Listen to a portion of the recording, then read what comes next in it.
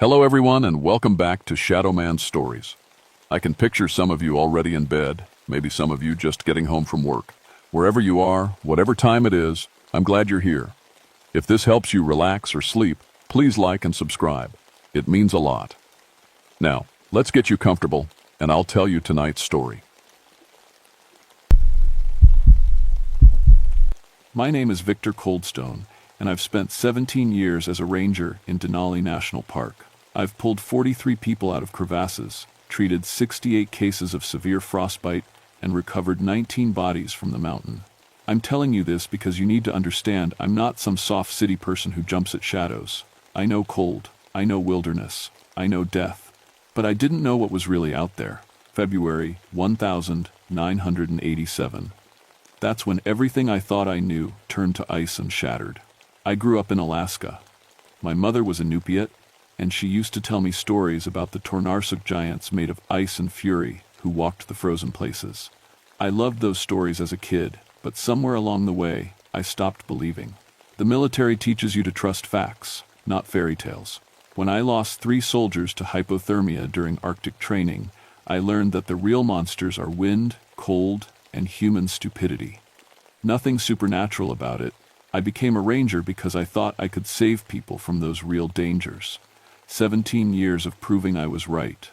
I should have listened to my mother. The storm hit Wonder Lake on a Tuesday.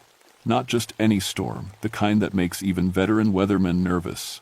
Wind screaming at 90 miles per hour, temperature at 40 below, wind chill pushing 65 below. The kind of cold that can kill you in 8 minutes if you're not careful. I was alone at the monitoring station, 85 miles deep into the park. My nearest backup was Ranger Danny Nuka, 47 miles away by snowmobile. The isolation never bothered me. After my divorce, I actually preferred it. My daughter Sarah lived with her mother in Anchorage, and up here, I didn't have to think about the family I'd lost. The radio crackled around 3 p.m. Headquarters calling about a missing climbing team. Elite mountaineers, the dispatcher said. 5 days overdue. Last radio contact 72 hours ago. What was their last transmission? I asked. Static hissed. Then the dispatcher's voice came through, worried. The team leader said, and I quote, "Something big, moving in the whiteout. Can't be right. Too big." My stomach went cold, defying too big. That's all we got. Their emergency beacon activated 6 hours later, then went silent. Satellite picked up heat signatures at their last known position, then nothing. We need you to investigate. I looked out the window. The storm was getting worse. Snow fell so thick I couldn't see 20 feet. The wind made my cabin shake. "Weather's bad," I said. "Visibility near zero." "We know, but you're the closest, and if anyone can handle it, it's you." They were right. I'd done rescues in worse conditions, probably. I geared up in my cold weather suit, the good one, rated to 60 below. Loaded my pack with 7 days of food, emergency shelter, satellite phone, night vision, thermal imaging. My snowmobile had GPS and a backup beacon. Everything by the book. The Inupiat elders in the village had warned people away from that area for years. They called it a hunger ground, a place where the spirits were angry. I'd always figured they were just trying to keep tourists from getting lost and making my job harder. Before I left, I checked my gear one more time. That's when I noticed something weird. The temperature gauge on my cabin's outside thermometer kept jumping. 40 below 1 second, 60 above the next, then back down. Probably just the storm messing with the equipment. I fired up the snowmobile and headed into the white hell. The trip should have taken 3 hours. GPS said I was making good time, following the coordinates of the climber's last known position. But something felt wrong. The storm was bad, but I've driven through worse. It was something else. Something I couldn't name. The wind sounded strange. Not just howling, but breathing. Like some massive thing was inhaling and exhaling all around me. I pushed the thought away. Lack of oxygen at altitude messes with your head. So does extreme cold. I knew this. 2 hours in, my radio started acting up. Nothing but static, with occasional sounds that almost seemed like words. Words in a language I didn't recognize. I switched it off. Then my GPS started showing weird readings. According to the screen, I was at negative elevation, below sea level. That was impossible. Denali is all mountains and plateaus. Equipment failure. Had to be. The extreme cold was getting to the electronics. But my gut, that instinct you develop after 17 years in the wilderness, was screaming that something was very, very wrong. The aurora borealis started dancing overhead, which was unusual for this early in the evening. Green and blue lights twisting like living things. Beautiful and somehow threatening at the same time. I reached the coordinates just as full darkness hit. What I found there changed everything. The climbers' camp sat in a small clearing, and the first thing I noticed was that it shouldn't have been intact. A storm this violent should have torn the tents apart, scattered gear across half a mile. But everything stood perfectly in place. Tents upright, equipment organized in neat rows, food containers stacked and unopened, like someone had just stepped away for a bathroom break. I killed the snowmobile engine and approached on foot, my flashlight cutting through the driving snow. Hello? Anyone here? The wind died. Just stopped. I froze. In 17 years, I'd never experienced anything like it. A blizzard doesn't just pause. But inside a 50-foot circle around the camp, the air was completely still. Snow fell gently, almost peacefully. Beyond that circle, the storm raged like an angry beast. My breath came out in clouds. My equipment thermometer said 40 below. But when I touched the nearest tent, it was warm. Not just warm, hot enough that my gloved hand could feel it through the insulation. I unzipped the tent. 3 sleeping bags inside, still laid out. Personal items scattered around: books, headlamps, a half-eaten energy bar. One sleeping bag was unzipped like someone had just climbed out. I touched it. Warm. Like body heat. Hello? I called again. My voice sounded muffled, absorbed by the strange stillness. No answer. I checked the other tents. Same thing. Everything in place, everything wrong. The team's radio was still on, battery dead now. Their GPS units were there. Their emergency flares, unused. These were experienced climbers. They wouldn't abandon their equipment unless something made them run. But there were no signs of panic. No overturned gear, no ripped tent fabric, just absence.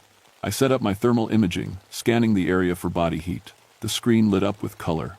Human-shaped signatures. 5 of them. About 100 yards away, just outside the circle of stillness. Relief flooded through me. They were alive. I grabbed my medical kit and started toward them, calling out, "Denali Park Service, I'm here to help." The signatures didn't move. As I got closer, I realized they weren't standing. They were lying down. And the heat signature was wrong too, even, too constant. Living bodies don't radiate heat that uniformly. I found the first climber 20 feet from the tree line. He was frozen solid, ice crystals covering every inch of exposed skin. But his eyes were open, and his face was locked in an expression of absolute terror. My training kicked in. I checked for vitals even though I knew. No pulse, no breath. Body temperature around 10 below, dead for at least 48 hours. But his eyes, they looked fresh, like he'd died seconds ago. I found the other 4 within minutes, all frozen, all with that same look of horror. One of them, a woman, probably mid-30s, had her hand raised like she was trying to ward something off. Her mouth was open mid-scream. I've seen frozen corpses before. They don't look like this. The expression relaxes in death, muscles go slack. These people looked like they'd been flash frozen while still alive. I radioed headquarters, or tried to. The satellite phone wouldn't connect. Every frequency was dead static. The emergency beacon wasn't transmitting either. That's when I noticed the footprints. They started at the edge of camp and led into the forest. Not human footprints. Each one was 4 feet long and 18 inches wide, pressed deep into the permafrost, so deep that whatever made them must have weighed tons. I've tracked bears, moose, wolves. These weren't animal tracks. They were shaped like human feet. Just impossibly large. I followed them for about 50 yards. The prints were evenly spaced, a walking stride, not running. Whatever made them had moved through here calmly, deliberately. The tracks led to a massive spruce tree. The trunk was 3 feet thick, and it had been snapped in half. 20 feet up, something had broken this tree at a height where no bear, no moose, nothing natural could reach. The broken end was fresh. Sap still oozed out, freezing into golden crystals. My radio crackled to life. A voice came through, deep, rumbling, speaking words I couldn't understand. The language sounded ancient. Wrong. Then it cut out. I was breathing hard now, not from cold, from fear. I turned back toward camp, and that's when I saw it. Through the falling snow, just at the edge of visibility, a shape. Tall. Very tall. Moving between the trees. I switched on my night vision. The shape showed up as a massive heat signature, but the outline was all wrong. Too big, maybe 20, 25 feet tall. It was walking away from me, but each step shook the ground. I stood there, frozen by something that had nothing to do with cold. Then it stopped, and slowly, so slowly, it turned around. I couldn't see details, just a silhouette against the aurora, but I could feel it looking at me, the same way you can feel someone staring at the back of your neck. My thermal imaging went crazy. The temperature readings spiked to 80 degrees, then dropped to -20, then spiked again. The thing took one step toward me. The ground shook, snow fell from nearby trees. Every instinct screamed at me to run. But I'm a ranger. I don't run. I stood my ground, hand on the flare gun in my belt.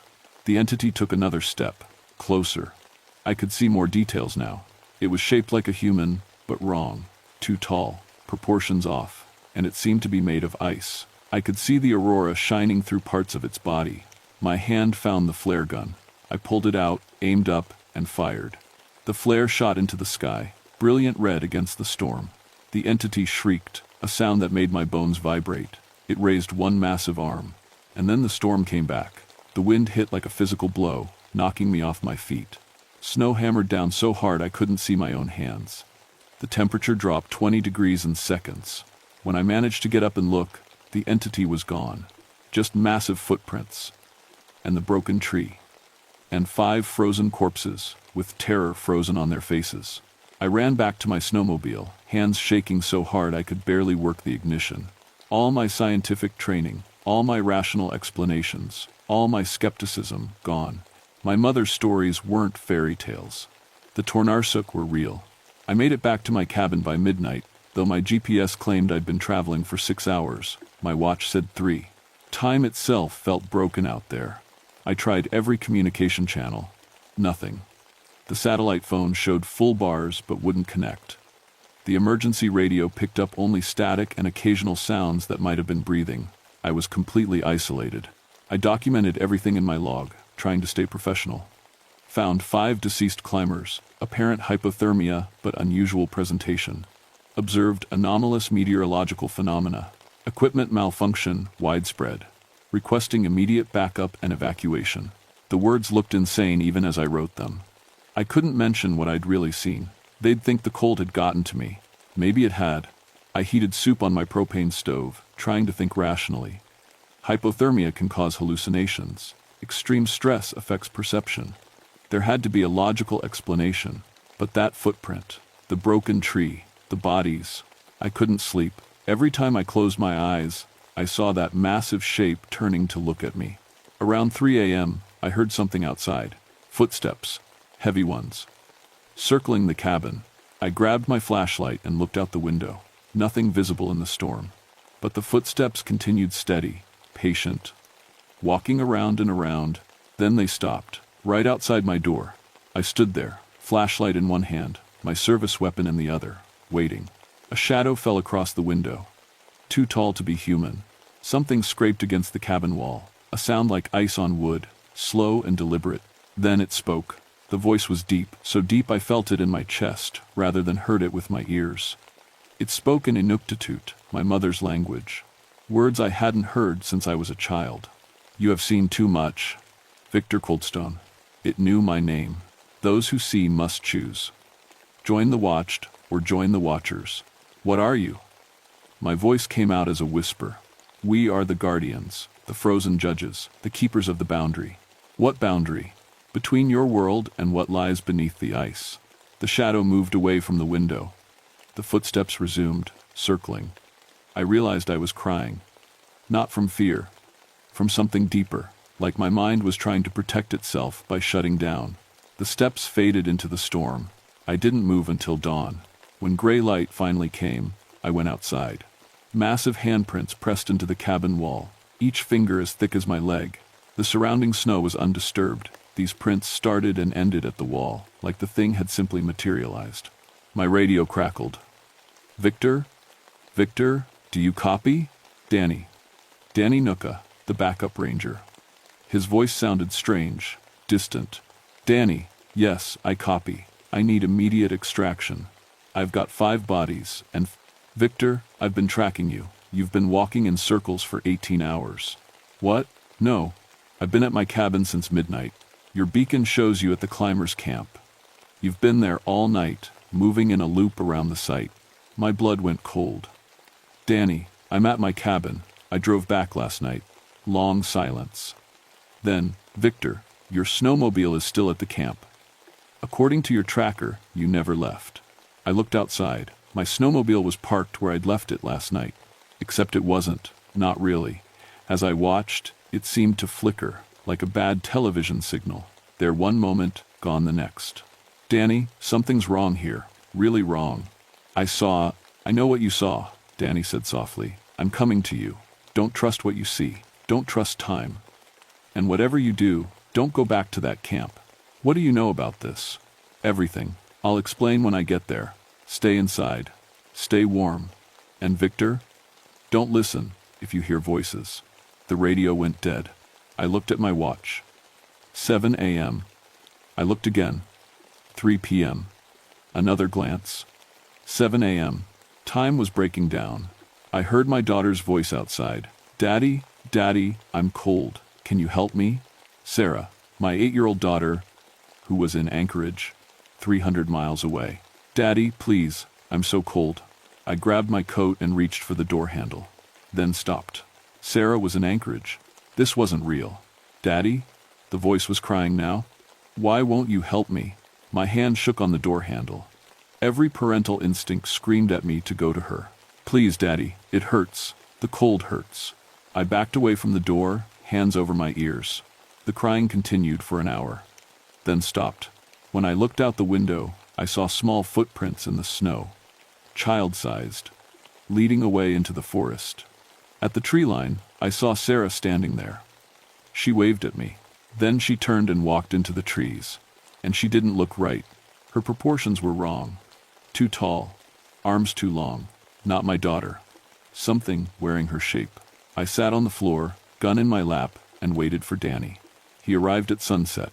Or what I thought was sunset. Time had lost all meaning. Danny was in his 50s, Inupiat like my mother, and one of the most experienced rangers in Alaska. He came in stamping snow off his boots, took one look at me, and nodded. You've seen them. I don't know what I saw. The Tornarsuk, ice giants, the guardians. He sat down across from me. I need to tell you something, Victor. Something I should have told you years ago. How long have you known about them? Since 1955. He smiled at my expression. I know how that sounds, but it's true. Let me show you something. He pulled out an old photograph. Black and white, faded. Showed a group of rangers standing in front of this very cabin. One of them looked exactly like Danny. Same face. Same build. That's my grandfather, I said. Right? No. Danny's voice was gentle. That's me. I was part of the expedition that came here in 1955. We were studying unusual seismic activity. Instead, we found the truth about Denali. I stared at him. He didn't look 70+ years old. The Tornarsuk gave me a choice, Danny continued. The same choice they're giving you. My team, 12 people, were going to die, frozen and preserved forever as a warning to others. The giants offered me a deal. I become a watcher, a guardian who warns people away from sacred sites. In exchange, my team goes free. And you took it. I took it. I've been aging slowly ever since, 1 year for every 10. Sustained by the same supernatural cold that powers them. That's impossible. You saw something 20 feet tall made of living ice, and you're arguing about what's impossible? Danny laughed, but it was sad. Victor, they want you. Someone with your skills, your heritage, your connection to this land. You're perfect for the role. What if I refuse? He looked away. Then they take you anyway. But not as a guardian. As one of the preserved, frozen, conscious, aware, but unable to move or speak, forever. And my family? The Tornarsuk can reach anywhere in Alaska. If you refuse, your daughter becomes part of the warning too. My hands clenched into fists. You're saying I don't have a choice. You have a choice. Just not a good one. Danny stood up. They're coming, Victor. The council is gathering. You need to decide soon. Council?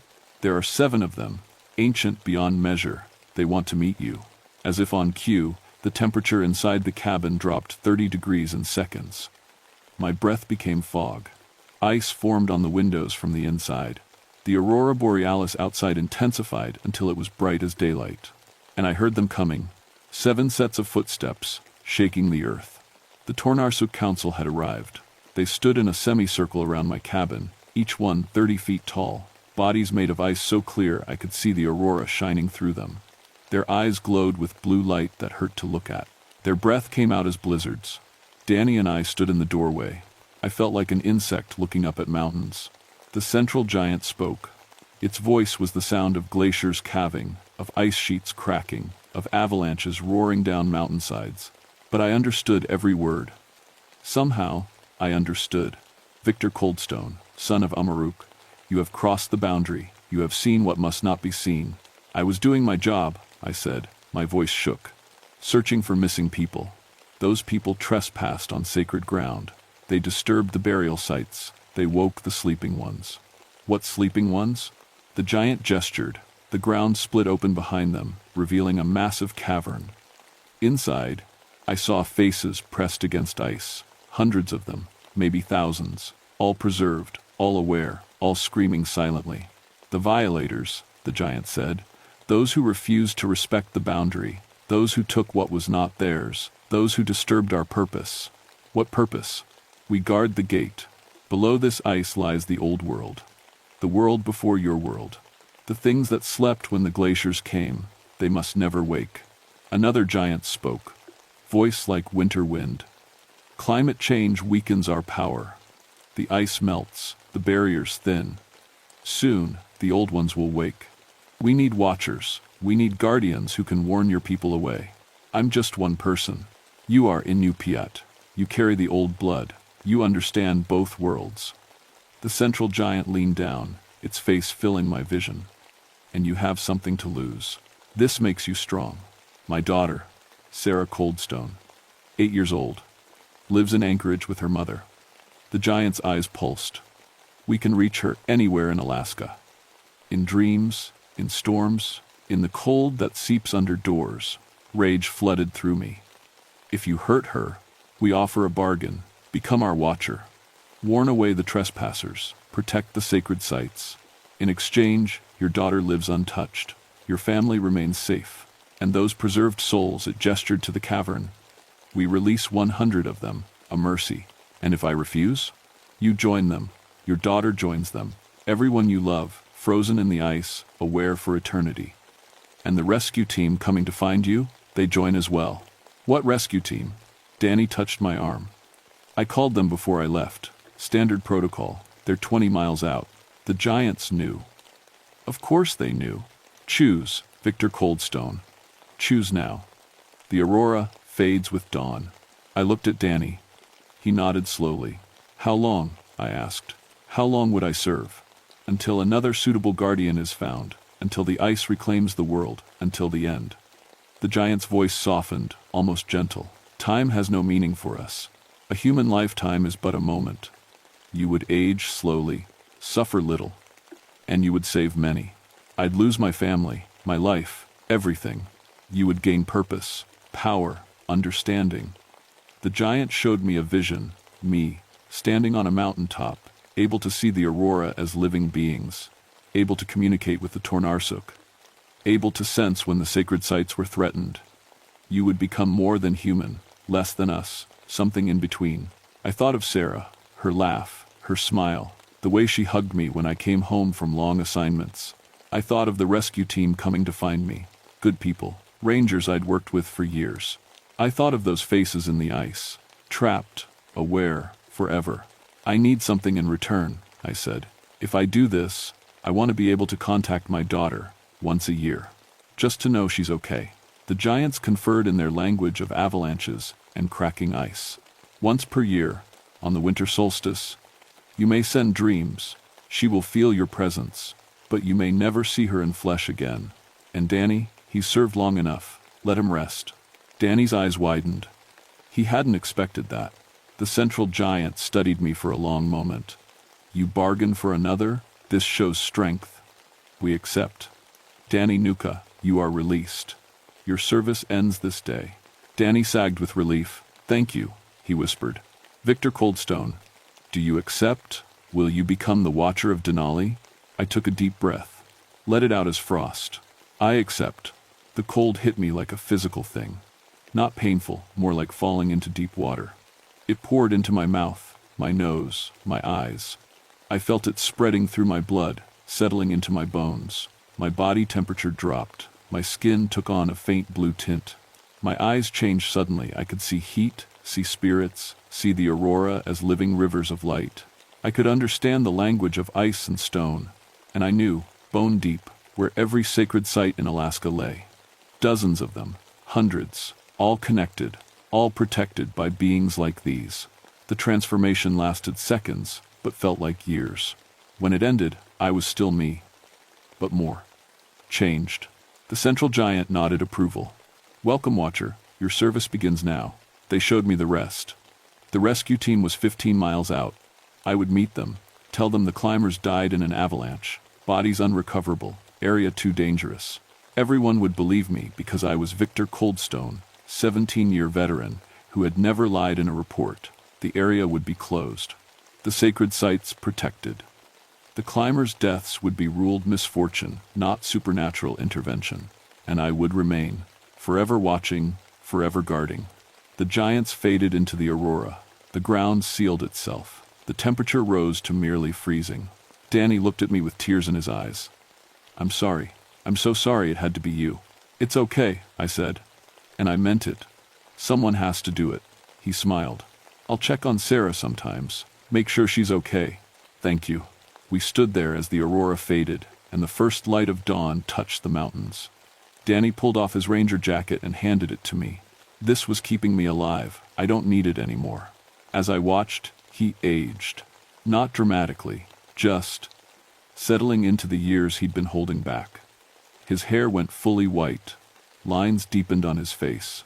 "How does it feel?" I asked. "Like coming home." He took a deep breath. "I'm going to sleep for a week. Then maybe visit my great-grandchildren. I haven't seen them in 40 years. The rescue team found us 2 hours later. By then, Danny and I had our story straight. Avalanche. Climbers caught in the slide. Bodies buried under tons of ice and snow. Recovery impossible in current conditions. They believed every word. The official report listed 5 deaths due to extreme weather and avalanche conditions. The area around Wonder Lake received a temporary closure designation for geological instability. My observations about equipment malfunction were attributed to the extreme cold and electromagnetic interference from the cold aurora. No one questioned it. I was Victor Coldstone, 17 years of solid service, 127 successful rescues. If I said it was an avalanche, it was an avalanche. The climbers' families got closure. A story about how their loved ones died doing what they loved, in one of the most beautiful places on Earth. It was kinder than the truth. I requested permanent assignment to Wonder Lake. My supervisor thought I was crazy, but approved it. Someone needed to monitor the area anyway. I wrote to my ex-wife, telling her I'd be out of contact for a while. Long assignment, limited communication. She understood. She was used to it. I wrote to Sarah every week, but I didn't mail the letters. I just needed to write them. To pretend I could still be her father. On the winter solstice, I stood on the mountain under the aurora and thought about her as hard as I could. Somewhere in Anchorage, she woke up from a dream about her daddy, feeling warm and safe. That has to be enough. The changes continued gradually. My body temperature stabilized at 85 degrees. My skin kept that faint blue tint that people noticed but dismissed as lighting or cold exposure.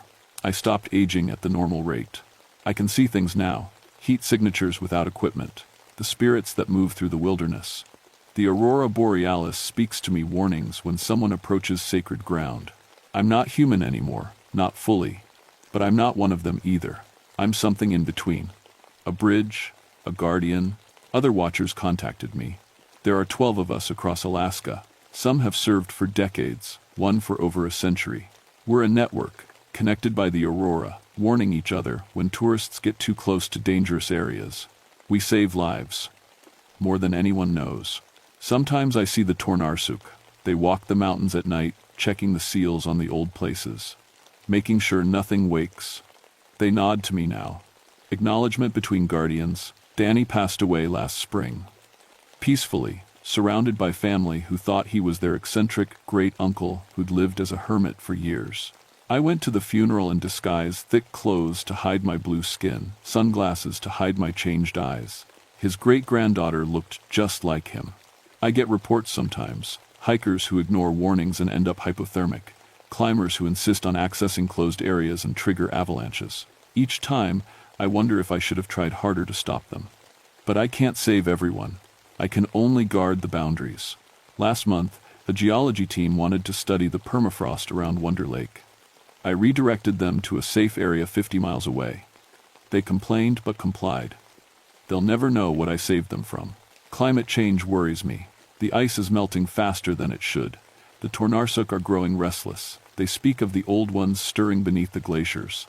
I don't know what will happen if the ice disappears completely. If the barriers fail. If the things below wake up. But I'll be here, watching, warning, guarding. For Sarah, for Alaska, for everyone who doesn't know what's really out there. My name is Victor Coldstone. I'm 41 years old, though I'll probably look 41 for the next century. I'm a ranger in Denali National Park, and I'm the watcher of the sacred places. If you're planning to visit Alaska, please respect the closure signs. Don't ignore warnings about dangerous areas. When rangers tell you a region is off limits, there's always a reason. Sometimes that reason is avalanche danger or wildlife protection. And sometimes it's something you don't want to meet in the darkness under the aurora. The frost giants are real, and they're watching, always watching.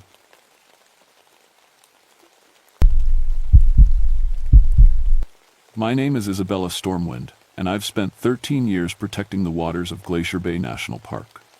Most people think being a park ranger is about giving tours and checking permits. They don't know about the real work, the long nights monitoring seal populations, the hours spent watching glaciers calve massive chunks of ice into freezing water, the constant battle against weather that can kill you in minutes. I'm 36 now, and I live alone in a research station on an unnamed island 15 miles from the nearest human being. Some people call it lonely. I call it necessary. 3 years ago, my husband David died in these waters. He was a ranger too, the best I've ever known. The official report said equipment failure during a storm, but David was too careful for that. He'd been investigating what he called strange readings near the deep fjords. His last radio message was broken up by static, but I heard him say something about the water being alive. I stopped believing in my grandmother's old stories after that. She was Tlingit, full of tales about Kushtaka otter spirits that could steal your soul and turn you into one of them. Beautiful nonsense, I thought. David died because of bad weather and worse luck, nothing more. But standing on my boat deck that October morning in 1991, watching fog roll across the water like something breathing, I felt the first crack in my certainty. The radio crackled. Isabella, this is Coast Guard Station Juneau. We've lost contact with the marine biology team studying seal behavior in Sector 7. Last transmission was unusual. I grabbed the handset. Define unusual. They reported seals acting strangely, following what they described as a human-like figure in the water. Then their emergency beacon activated. We found their research vessel 30 minutes ago empty, engine running, equipment on, coffee still hot on the stove. My blood went cold. Any sign of the crew? None. We need you to conduct a search. You know those waters better than anyone. I looked at the fog bank moving toward me. The temperature had dropped 15 degrees in the last hour. The tide was coming in fast, 25 feet of water movement that could trap you against ice walls or sweep you out to sea. There's a storm coming, I said. We know. That's why we're sending you instead of waiting. You've got maybe 6 hours of safe travel time.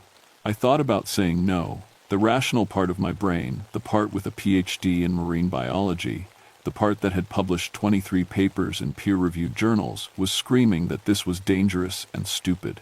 But another part of me, older and quieter, remembered David's last message, the water being alive. "I'm on my way," I said. I suited up in my dry suit, the heavy neoprene that might buy me 15 minutes if I ended up in the 38-degree water.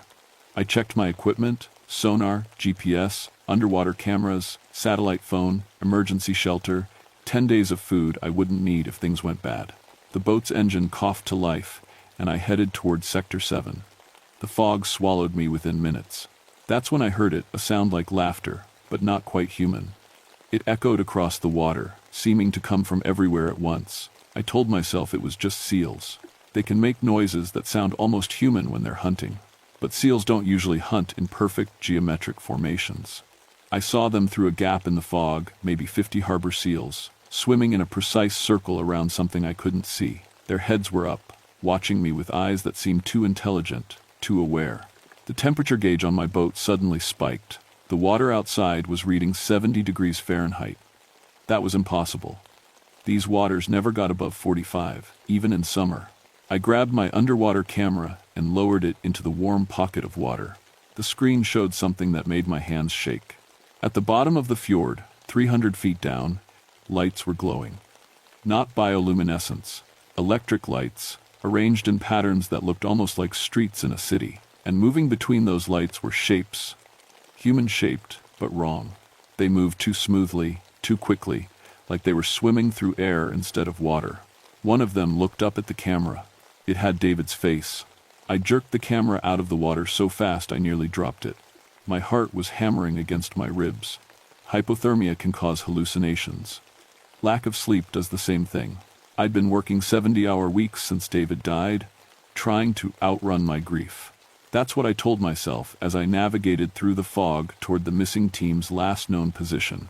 The research vessel appeared suddenly, emerging from the mist like a ghost ship. It was anchored in a spot I knew well, or thought I did. The depth here should have been maybe 100 feet, but the anchor chain kept going down, disappearing into water that my sonar said was unmeasurable. "Marine biology team, this is Ranger Stormwind. Do you copy?" My voice sounded small against the fog. Silence. Just the gentle slap of water against both hulls and the distant groaning of glaciers. I tied up alongside their boat and climbed aboard. Everything looked normal at first. The engine was off now, but the keys were still in the ignition. A mug of coffee sat on the dashboard, still slightly warm. Navigation equipment blinked steadily. Then I saw the deck. Seal carcasses were laid out in a perfect spiral pattern, 12 of them, arranged with their heads pointing toward the center. Their eyes had been removed with surgical precision, and in the middle of the spiral, written in what looked like fish blood, were words in Tlingit. "The water calls its children home." My grandmother used to say that same phrase when she told stories about the Kushtaka. I grabbed my radio. "Coast Guard, I've found the vessel. Signs of, I don't know what. Ritualistic behavior maybe? Possible psychological break among the crew." Static answered me. Heavy, thick static that seemed to pulse like a heartbeat. Then David's voice came through, clear as day.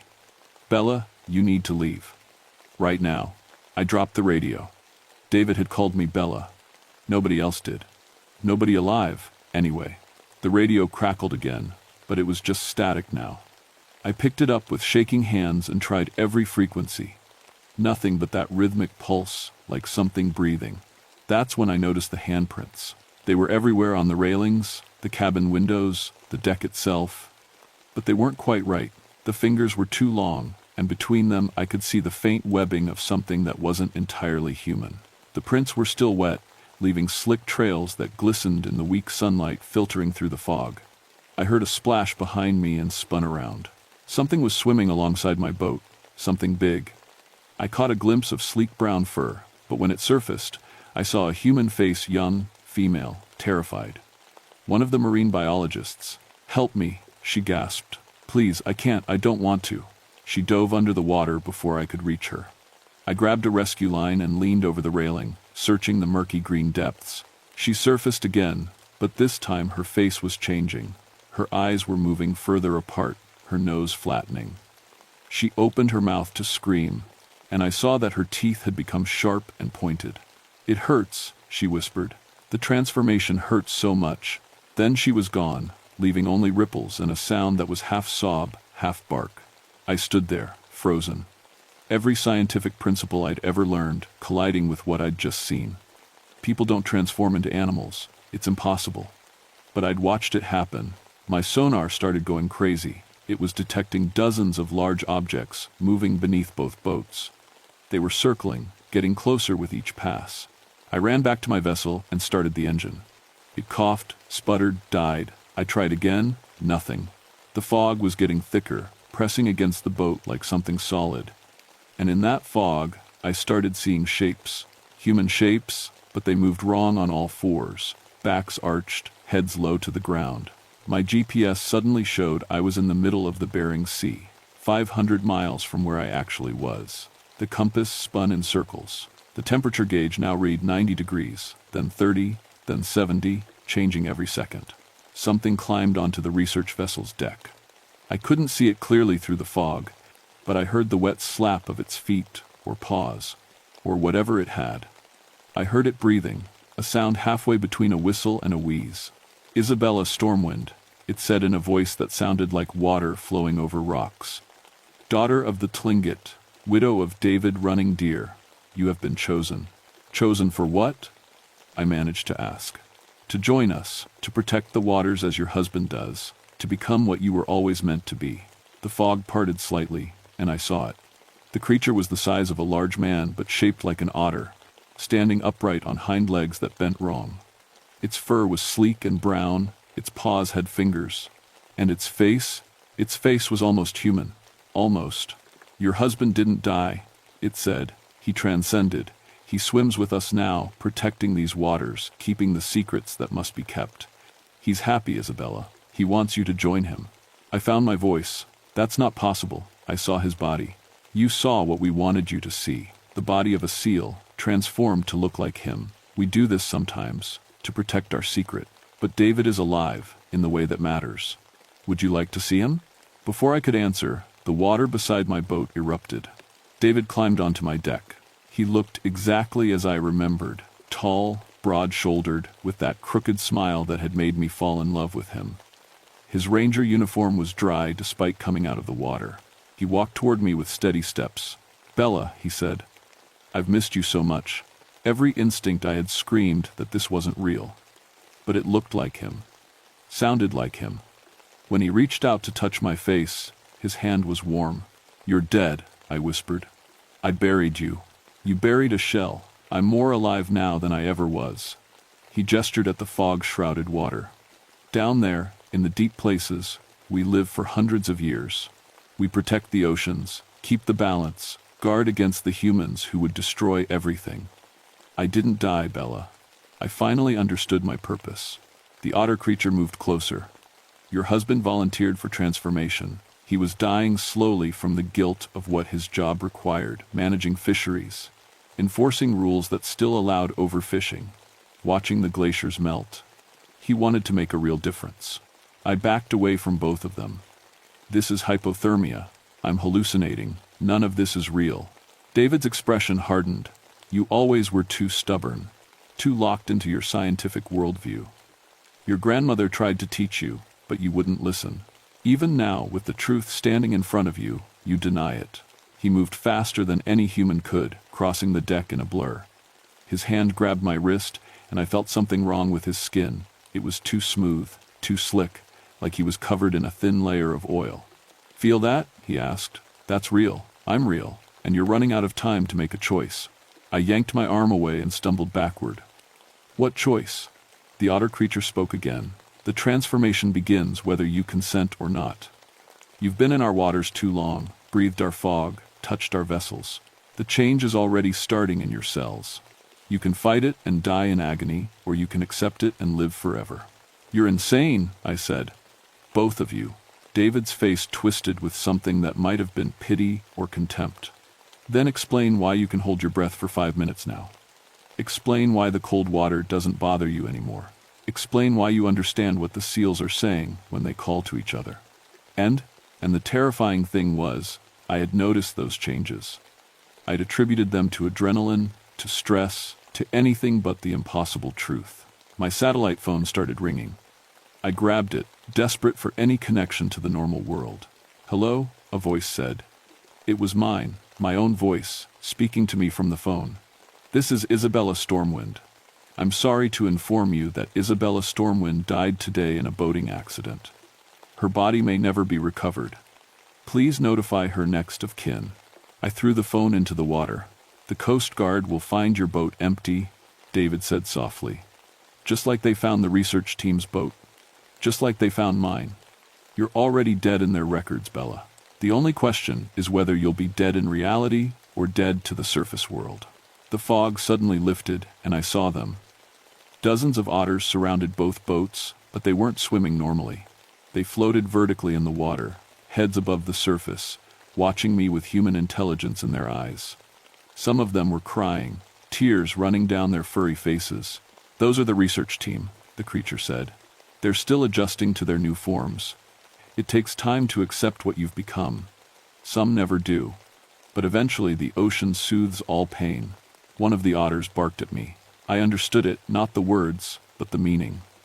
It was begging me to save it, to reverse what had been done. But even as I watched, it dove under the water and didn't come back up.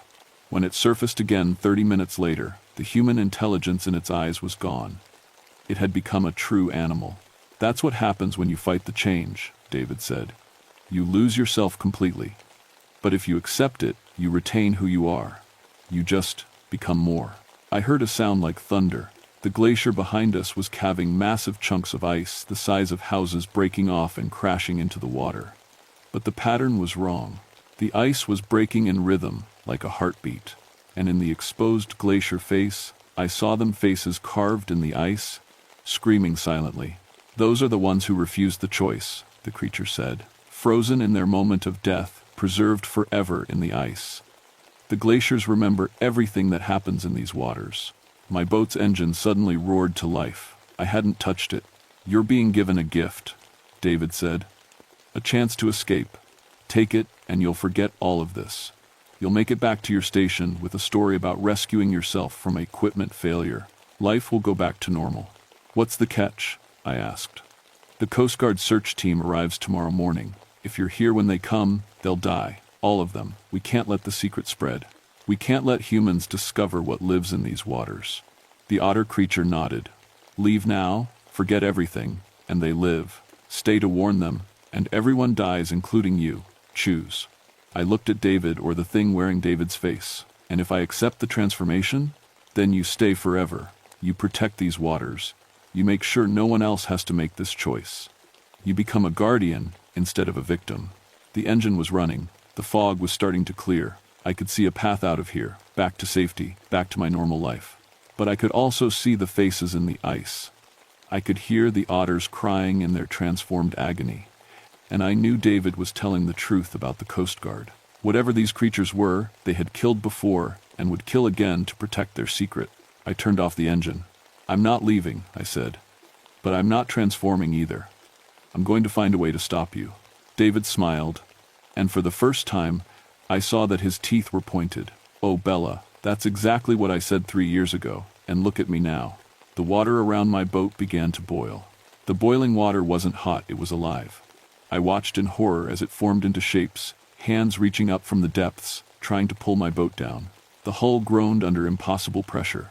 "Last chance," the otter creature said. "Dive into the water and complete the transformation willingly, or we drag you down and let you drown first. The transformation works either way, but drowning is so much more painful." I grabbed my flare gun. "Stay back." David laughed. It was his real laugh, the one I'd heard 1,000 times.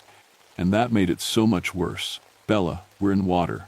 We can hold our breath for hours. Fire won't save you." But I wasn't aiming at them. I fired the flare straight up into the air, the bright red light cutting through the fog like a knife. The Coast Guard would see it. They'd come running, right into the trap, but at least they'd know something was wrong. "Foolish," the creature hissed. "Now everyone dies." The water hands grabbed my boat and pulled. Hard. The vessel tilted 45 degrees, and I slid across the deck, barely catching myself on the railing. My emergency pack fell into the water, along with most of my equipment. "Stop," I screamed. "I'll do it. I'll transform. Just don't hurt anyone else." The pulling stopped. The boat rocked back to level. David climbed fully onto the deck, and now I could see what he really was. His skin was splitting at the seams, revealing sleek fur beneath. His hands were becoming paws before my eyes. But his face was still human enough to break my heart. "You mean it?" he asked. "Yes," I lied. He knew I was lying. I saw it in his eyes, but he nodded anyway. "Then come to me, take my hand, step into the water." I walked toward him slowly, trying to think of any way out. The flare was still burning high above us, a beacon of false hope. The Coast Guard helicopter would arrive in maybe 15 minutes. These creatures would kill everyone aboard, unless I could figure out their weakness. My grandmother's stories came back to me in a rush. The Kushtaka could shapeshift, could survive underwater, could live for centuries. But they had one vulnerability. They needed the water to complete the transformation. On land, they were powerful, but not invincible. "One question first," I said, stopping just out of David's reach. "Why do you need people to choose? Why not just transform us all by force?" The otter creature's eyes narrowed.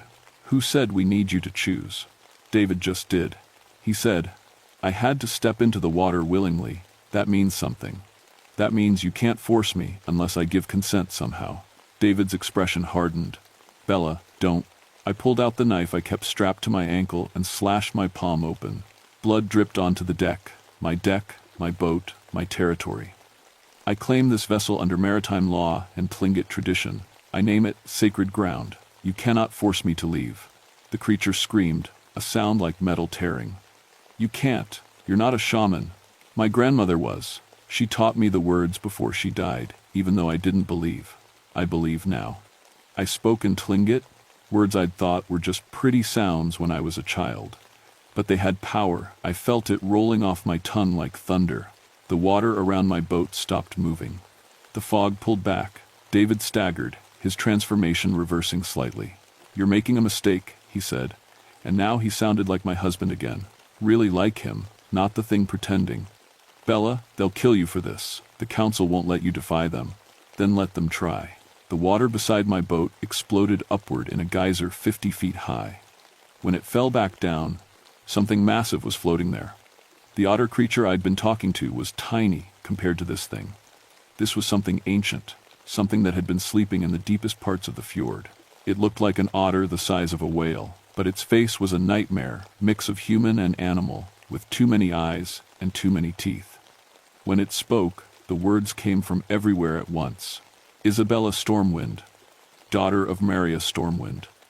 7 generations of your family have served as guardians. You cannot deny your birthright. Watch me," I said, trying to keep my voice steady. "Then I will take what is owed."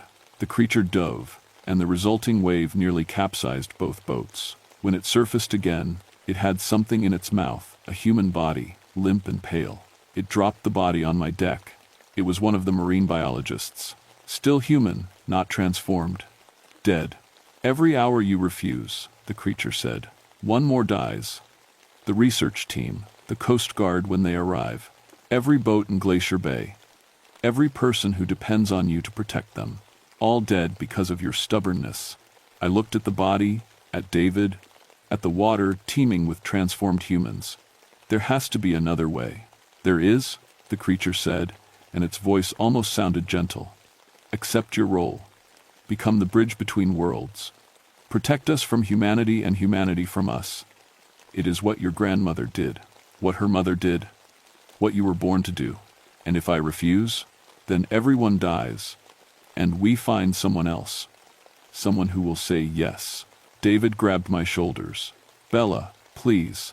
I've seen what happens when they choose someone else. They target children. They make the transformation so painful, so traumatic, that the person loses their mind. You have the strength to keep your humanity. The next person might not. You're lying." "I'm not. God help me, I'm not." Tears ran down his face, real tears, human tears.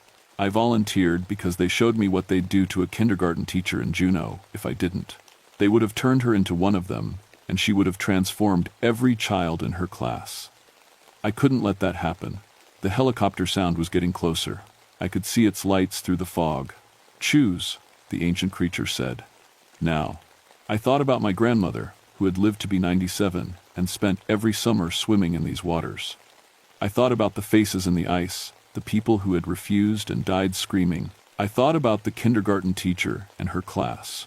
I thought about David, who I'd loved more than life itself, who had made this choice to save strangers.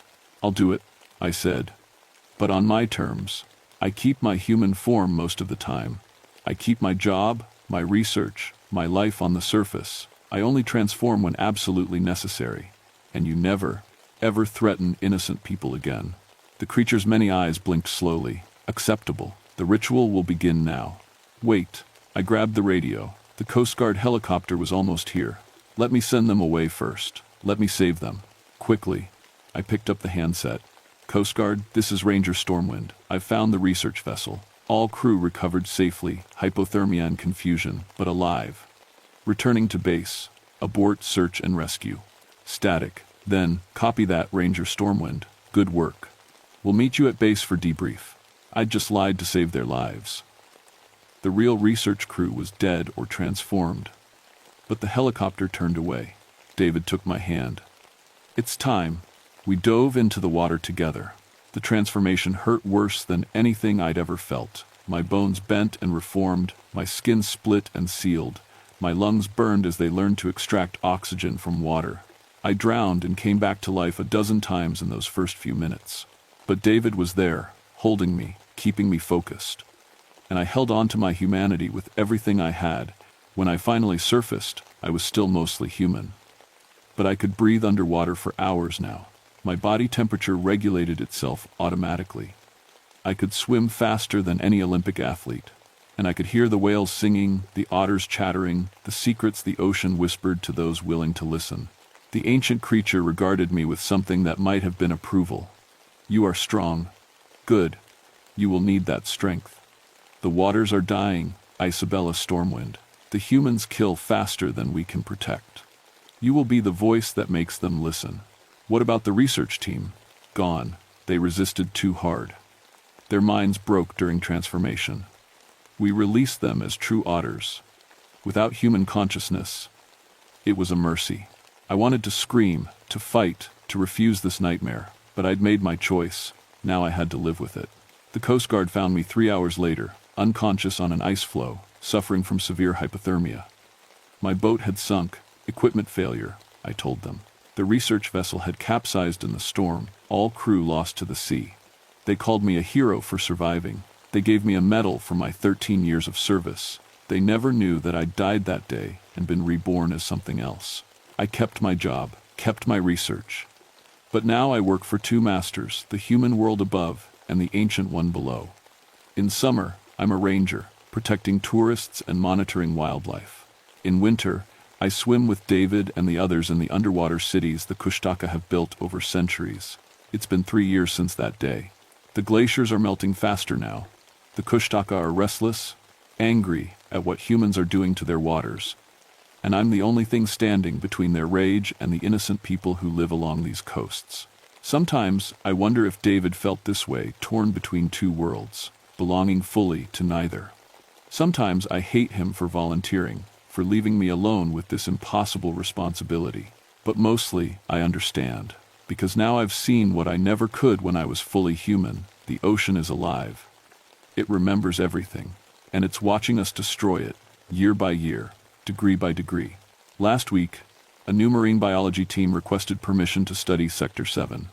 I denied the permit. They'll try again, of course. They always do. And if they push too hard, if they get too close to the Kushtaka breeding grounds, I'll have to make another choice. And this time, David won't be there to help me make it. The fog is rolling in again tonight. I can hear the otters calling to each other, their voices mixing human words with animal sounds. I can hear the glaciers groaning as they calve into the warming water. And beneath it all, I can hear the ancient creature's voice, reminding me of my duty.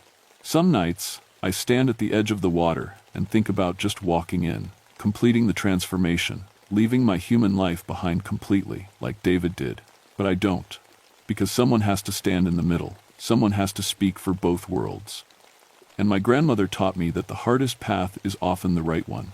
So I watch, I wait, I protect, and I pray that I never have to choose again. But I know I will. The ocean always demands its price, and eventually, everyone who loves these waters pays it. My name is Isabella Stormwind. I'm a park ranger at Glacier Bay National Park. And I'm something else entirely. If you ever visit Alaska's remote fjords, if you see seals swimming in impossible patterns or fog that seems to reach for you, listen to the warnings. Turn back. Some waters aren't meant for human eyes. And if you see a woman swimming alone in water that should kill her, a woman who stays under for minutes without surfacing, who speaks to the otters like old friends, don't try to save her. She's exactly where she chose to be.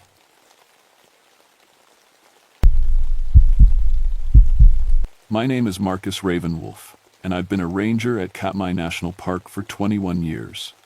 I know bears better than most people know their own families. I've stared down charging grizzlies, talked tourists through close encounters, and spent more nights in bear country than in my own bed. Bears don't scare me anymore. They're predictable. They follow rules. But what I saw during the blood moon of September 1989 didn't follow any rules I knew. I'm Yupik, born and raised in Alaska. My father taught me to respect the old stories, tales of Aklut, the wolf whale spirits that hunted during red moons. I always thought they were just stories, the kind elders tell to keep kids from wandering off at night. My father died when I was 12, torn apart by a brown bear while we were fishing. I saw it happen. I saw the blood, heard his screams, watched him disappear into the brush. That's why I became a ranger. I needed to understand bears, to predict them, to never let anyone else die the way my father did. The Valley of 10,000 Smokes is where I work now, a remote monitoring station 30 miles from the main ranger station at Brooks Falls. It's volcanic country, all ash fields and smoking vents, where the ground stays warm even in winter. During salmon season, bears gather here by the hundreds. It's the best place in the world to study them. On September 14th, I got a call that changed everything. Marcus, we've lost contact with the research team at Valley Station, my supervisor said through the crackling radio. Last transmission was 2 days ago. They reported aggressive bear behavior, something about coordinated hunting patterns. Coordinated? I frowned. Bears don't hunt in packs. I know, but we need you to fly out there and check on them. Storm's coming in, so you've got maybe 12 hours before we can't get you out. I should mention, there was going to be a total lunar eclipse that night, a blood moon, the kind that turns the sky red and makes animals act strange. My grandmother used to say the Aklut walked during blood moons, possessing animals, hunting on land instead of in the sea. But I didn't believe in Aklut. I believed in science, in behavior patterns, in facts. The bush plane dropped me at Valley Station just before sunset. The pilot looked nervous as I unloaded my gear, high-powered rifle, bear spray, thermal imaging equipment, emergency shelter, standard safety equipment for a search and rescue in bear country. You sure about this? He asked, eyeing the sky. Moon's gonna be red tonight. Bad juju, my grandfather always said. Just be ready to pick me up at dawn, I told him. He nodded, but I could see the doubt in his eyes. As the plane lifted off, I felt truly alone for the first time in years. The camp was half a mile ahead, through a field of volcanic vents that hissed and steamed in the fading light. The air smelled like sulfur and something else, something metallic and wrong. I'd been coming to this valley for 15 years, but it had never smelled like this. As I walked, I noticed the bears, dozens of them, maybe hundreds, scattered across the ash fields. They weren't fishing or foraging. They were just standing there, watching me. Their eyes reflected the dimming sunlight like tiny fires. Bears don't do that. They don't just stand and stare. They move, they eat, they follow their routines. But these bears were perfectly still, like soldiers waiting for orders. My radio crackled. Marcus, you there? Yeah, I'm approaching the camp now. Be careful. Something's not right about this whole situation. I know, I said, but the radio had already gone dead. The first stars were appearing overhead, and the moon was rising huge and orange, already beginning its slow transformation to blood red. The research camp looked like a war zone. 3 tents, shredded. Equipment scattered everywhere.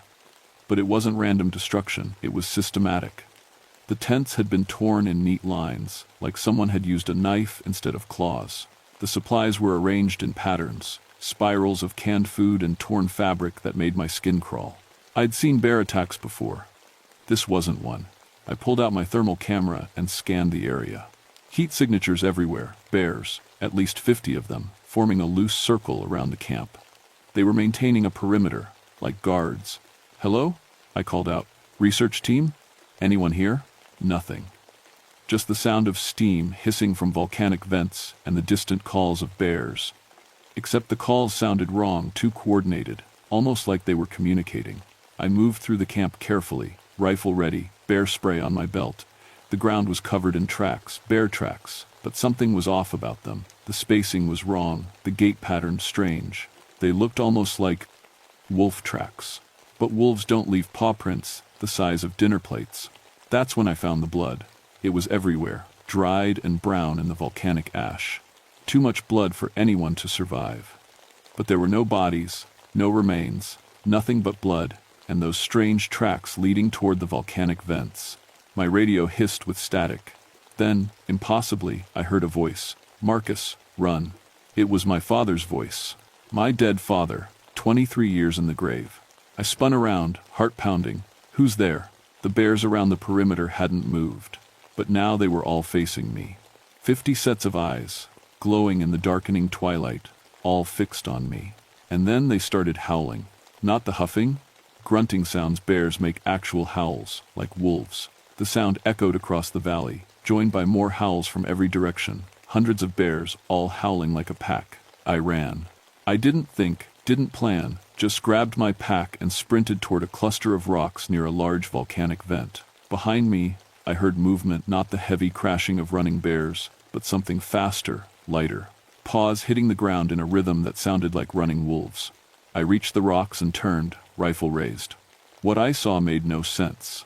The bears were running toward me, but they weren't running like bears. They were loping, their front legs moving differently, their heads held low like hunting wolves. In the red light of the rising moon, their shadows looked wrong, elongated, canine, predatory, in a way that bears aren't. I fired a warning shot into the air. The crack of the rifle should have scattered them. Instead, they stopped as one, like a military unit responding to a command. Then they sat down, all of them at once, and just watched me. "This isn't happening," I whispered. "This isn't real."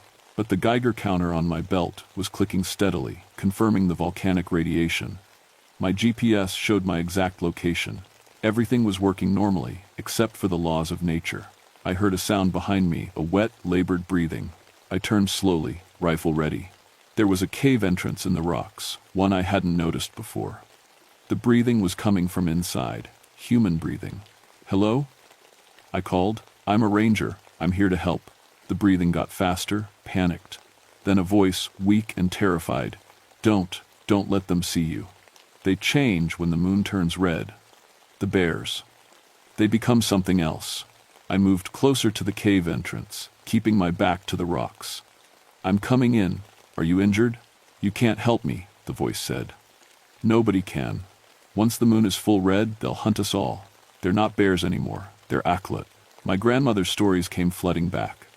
Aklut, the wolf whale spirits, shapeshifters who possessed predators during blood moons, hunting on land because climate change had destroyed their ocean homes. But that was just mythology, wasn't it? I entered the cave, flashlight sweeping the darkness. What I saw made my blood run cold. The researcher was alive, but barely.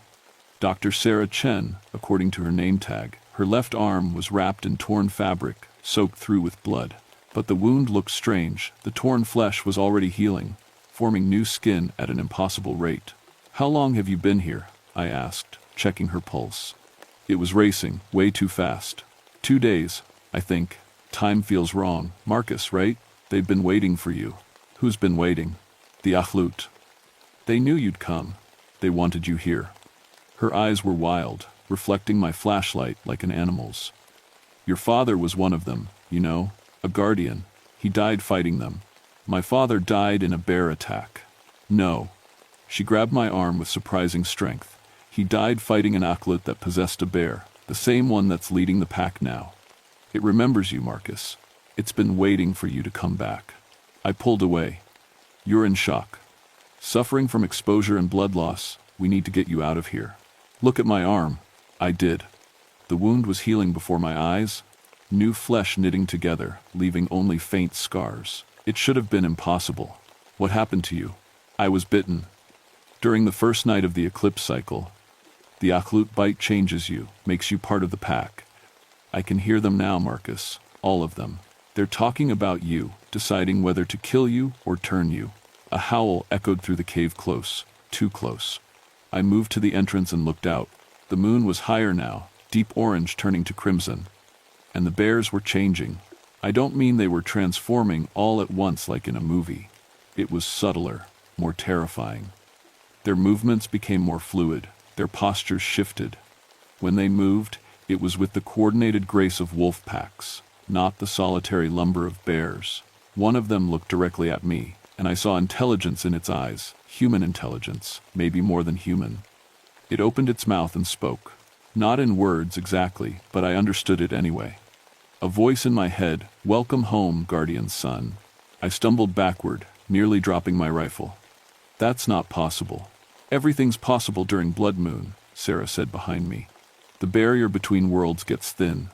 Spirits can cross over, possess animals, even people. The Aklut are whale spirits, but they've learned to possess land predators.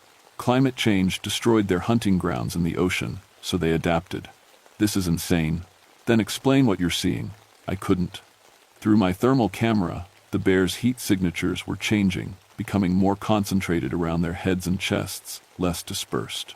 Their body temperatures were rising to match the volcanic heat around us. My GPS was going haywire now, placing me at coordinates that didn't exist somewhere in the middle of the Bering Sea. My compass spun in circles. Every piece of electronic equipment I had was failing except for the thermal camera, and what it was showing me shouldn't be possible. The bears, or whatever they were becoming, formed a tighter circle around our position. I counted at least 70 of them now, more emerging from the volcanic landscape every minute. Then I saw the tracks, fresh tracks in the ash, leading right past our cave entrance. They started as bear tracks, massive prints with 5 toes and claw marks, but halfway through, they changed. The prints became narrower, more elongated. The gait shifted from the pigeon-toed waddle of a bear to the straight tracking line of a wolf. "They can change their physical form," Sarah whispered. "Not completely, not yet. But during the full eclipse, when the moon is completely red, they become fully corporeal in whatever form they choose. That's when they hunt." "How do you know all this?" "I can hear them, Marcus. I told you. The bite changed me. I'm becoming one of them." She pulled back her sleeve, showing her arm. The wound had healed completely, but the skin had a strange texture somewhere between human flesh and thick fur. "In a few more hours, I'll join the pack, unless you kill me first." A sound made us both freeze. Something was approaching the cave, something big, moving with purpose. I raised my rifle, finger on the trigger. A massive shape appeared at the cave entrance, blocking out the red moonlight. It was huge, bigger than any bear should be, but it moved like a wolf. Its head swung toward us, and I saw eyes that glowed with their own internal light. "The Alpha," Sarah breathed. "It's here for you." The creature spoke again, that voice directly in my mind. "You have your father's gift, guardian's son. You can see us, truly see us, join us, or die fighting like he did. My father refused our offer, fought to protect this land from us. Foolish. We are part of this land, more than any human. We were here before you, and we will be here after." I fired. The shot echoed through the cave, deafening. But the creature didn't fall. It didn't even flinch. The bullet had hit. I saw the impact, but the wound closed immediately. Flesh knitting back together, just like Sarah's arm. "You cannot kill what is already dead, guardian's son. We are spirits wearing flesh. Bullets mean nothing." The creature advanced, and I saw it more clearly now in my flashlight beam. It had the massive body of a brown bear, but its head was wrong elongated, with a wolf's snout and teeth too long for any animal I knew. Its paws shifted as I watched, bear claws extending and retracting, replaced by wolf paws, then back again. "Your father had the same choice," the voice continued. "Accept the guardian's burden, or watch everyone you love die. He chose to fight. He died screaming. You are smarter, yes? You will choose to join us? Never. Then you will die. But first, we will take your son. He has the gift too, stronger than yours. He will make a fine vessel for our spirits. My son, Jake, in Fairbanks, 17 years old." I hadn't spoken to him in months, not since the divorce. But the mention of him filled me with a protective rage I'd never felt before. You touch him, and you'll what? The creature laughed, a sound like rocks grinding together. You are surrounded, outmatched, and completely helpless. Your weapons are useless. Your gods cannot hear you here. You have nothing. But that wasn't quite true. My father had taught me things before he died. Old Yupik rituals, protection ceremonies, ways to ward off evil spirits. I'd always thought they were just cultural traditions, stories to pass down. But what if they were more?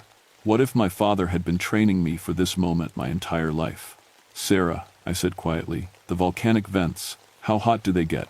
Hot enough to melt metal. Why? In the old stories, spirits hate volcanic fire. It's earth fire, pure and cleansing. It can drive them out. The Alpha's eyes narrowed. You would not dare.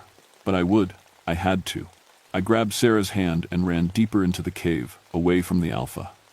Behind us, I heard the creature howl, a sound that was part bear, part wolf, part something else entirely. The howl was answered by dozens more from outside. Where are we going? Sarah gasped. Deeper. These caves connect to the volcanic vents. I've studied the maps. There should be a main chamber about 200 yards in. That's suicide. The heat down there is our only chance. We ran through the darkness, my flashlight beam bouncing off walls of volcanic rock. Behind us, I could hear the Alpha coming, its massive body scraping against the narrow cave walls.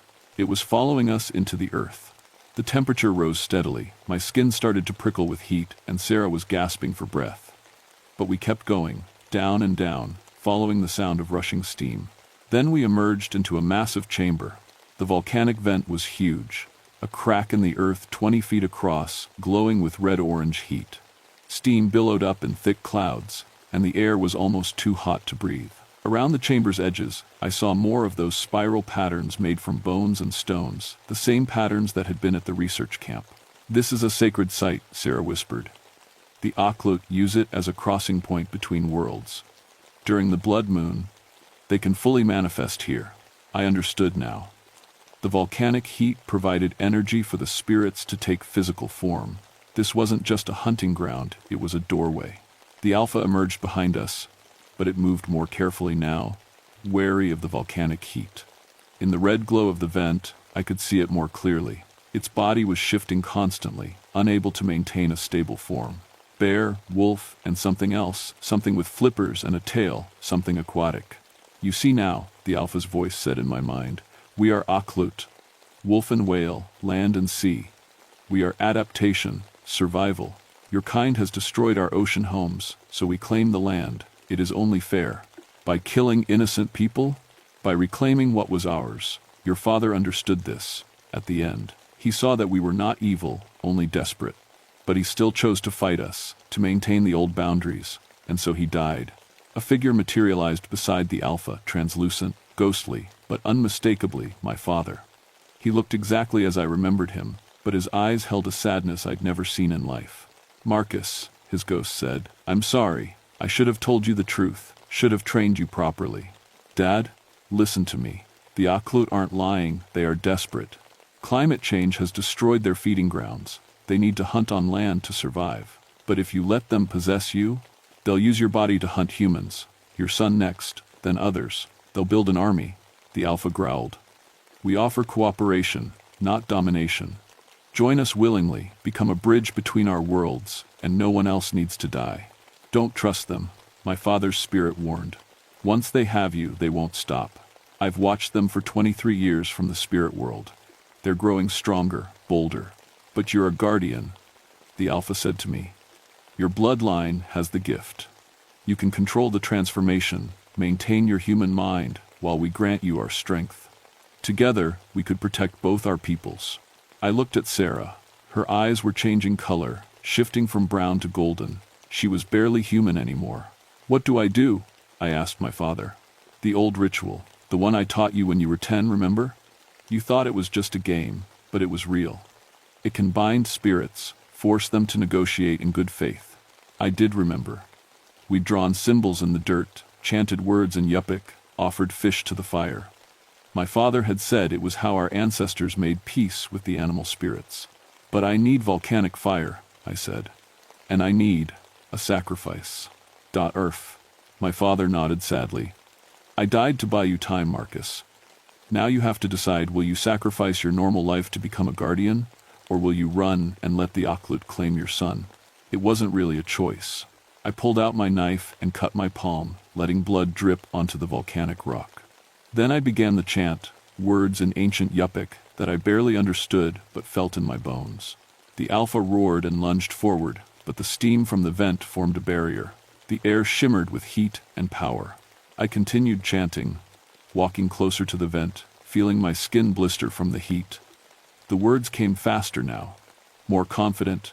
I was remembering things I shouldn't know, memories passed down through my bloodline, techniques and knowledge from 100 generations of guardians. I accept the burden, I said finally, switching to English. I become the bridge. But on my terms. You hunt only natural prey. You leave humans alone. You protect this land instead of conquering it. And in return, the Alpha asked, I'll help you survive, find you new territory, negotiate with my people. But you'll obey the old laws, no killing humans, no possessing the unwilling, no spreading beyond agreed boundaries. The Alpha considered this. Around us, the cave was filling with more spirits, dozens of Aklut manifestations, pack members watching to see what their leader would do. You would trust us? The Alpha asked. No, but I'll bind you with the old magic. You'll have no choice but to keep the agreement. My father's ghost smiled. That's my boy. I completed the ritual, speaking the final words as I thrust my bleeding hand into the volcanic steam. The pain was incredible, but I held firm. The blood sizzled and burned, releasing smoke that swirled around the chamber. The Alpha howled, not in anger now, but in acceptance. The binding was complete. It is done, the creature said. You are guardian now, our translator, our limiter, our link to the human world. But know this, you are also one of us. You will walk between worlds, Marcus Ravenwolf, neither fully human nor fully spirit, forever changed. I felt it happening, my body temperature rising to match the volcanic heat, my senses sharpening to supernatural levels. I could hear heartbeats for miles, smell individual animals across the valley, feel the pulse of spiritual energy throughout the land. What about Sarah? I asked. She is packed now. But under the new agreement, she can return to human form when the moon is normal. She will help you, teach you, guide you through the transformation. Sarah looked at me, and I saw relief in her golden eyes. Thank you, she whispered. The Alpha began to fade, along with the other spirits. We will meet again, Guardian. When the next blood moon rises, we will test your resolve. I'll be ready, I said. My father's ghost approached, placed a translucent hand on my shoulder. I'm proud of you, son. You found a better way than I did. Now, protect your boy. Teach him what I couldn't teach you. Then he was gone, and I was alone with Sarah in the volcanic chamber, forever changed. They found us at dawn. The rescue team couldn't explain how we'd survived 2 days in the volcanic caves with no food or water. I told them we'd found shelter from the aggressive bears, waited out the eclipse, emerged when it was safe. They accepted this, mostly because they had no better explanation. Sarah backed up my story, though her eyes still flickered golden sometimes when she thought no one was looking. The official report blamed unusual wildlife behavior on the eclipse and volcanic activity. The research team's deaths were attributed to a tragic accident bear attack during an unprecedented congregation of animals. Case closed. But I knew the truth. I flew back to Fairbanks that afternoon, went straight to my ex-wife's house. Jake answered the door, and the moment I saw him, I knew. He had the gift too, the guardian's sight. He could see the spirits that walked alongside the living. Dad, he said, confused. What are you doing here? We need to talk, I said. About your grandfather, about our family, about who you really are. He stared at me, and I watched understanding dawn in his eyes. He'd been having dreams, he told me later. Dreams of running with wolves, of swimming with whales, of walking between worlds. I trained him that winter. Taught him the old rituals, the protection ceremonies, the ways to communicate with spirits without being consumed by them. He was a natural, stronger than I'd ever been. By spring, he could sense Aklut activity from 50 miles away. We became partners, father and son, both guardians, watching over Alaska's supernatural borders. The Aklut kept their word. No more human deaths during blood moons. They hunted natural prey, maintained their territories, and only manifested during eclipse cycles.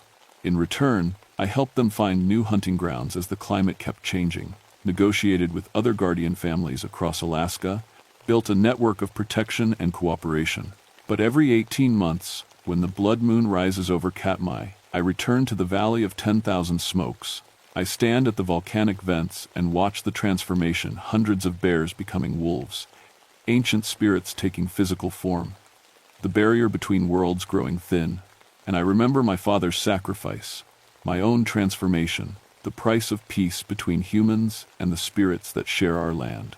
The Aklut are still there, still watching, still waiting, and so am I. Because some responsibilities transcend individual choice. Some burdens pass from father to son through generations. Some truths hide behind legends, waiting for the right person to recognize them. If you ever visit Katmai during an eclipse cycle, listen to the rangers when they tell you to stay inside. Watch the bears carefully. And if you hear wolves howling where wolves shouldn't be, remember, some spirits adapt to survive, and the line between predator and protector is thinner than you think. I know. I walk that line every day. My name is Marcus Ravenwolf, and I've been a guardian of Katmai National Park for 6 years now, though I was a ranger for 21 years before that. I know things most people don't believe. I've seen the impossible become real under a blood moon, and I'm teaching my son to do the same, preparing him for the day when this burden passes to him. Because the Aklut are patient. The world keeps changing, and someone has to stand between the desperate spirits and the unaware humans. Someone has to be the bridge. That someone is us.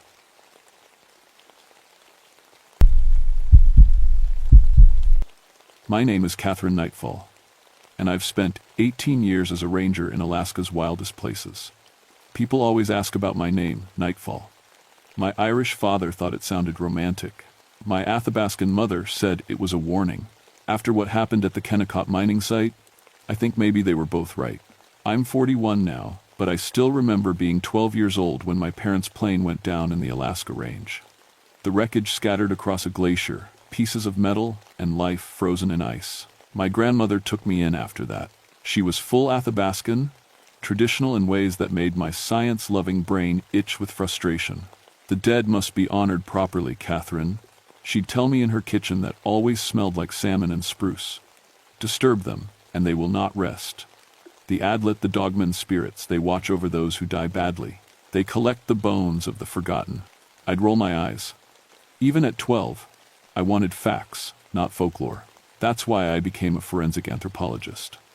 I wanted to understand death through science, not stories. I spent 15 years examining bones, learning to read them like books. Each fracture told a story. Each mark from a tool or tooth revealed truth. I published 31 papers. The FBI called me for cold cases. I was good at my job because I didn't let superstition get in the way. Then I found out about the grave robbers. It was 2011, at a dig site near Fairbanks. Someone had been stealing artifacts from Athabascan burial sites, selling them to collectors. Ancient remains scattered like garbage. I couldn't stop thinking about my grandmother's words.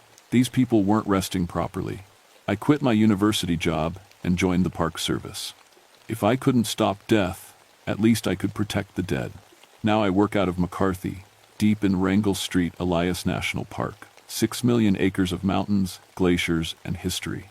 The Kennecott copper mine operated here in the early 1900s, pulling millions of dollars in ore from the mountains. The mining camp is abandoned now, a ghost town of red buildings slowly being reclaimed by weather and time. It was March 1993 when I got the call. A research team had gone silent. Dr. Stevens' team was documenting the 1,925 mining disaster, my supervisor told me over the crackling phone line. They were supposed to check in 3 days ago. Nothing since. I knew about the 1,925 disaster. Everyone around here did. 47 miners buried alive when a tunnel collapsed. The company was in a hurry. Copper prices were high. Safety was expensive. They dug too fast, cut too many corners. When the mountain came down, it came down hard. The bodies were never properly recovered. The company sealed the tunnel and buried everything. No funerals, no markers.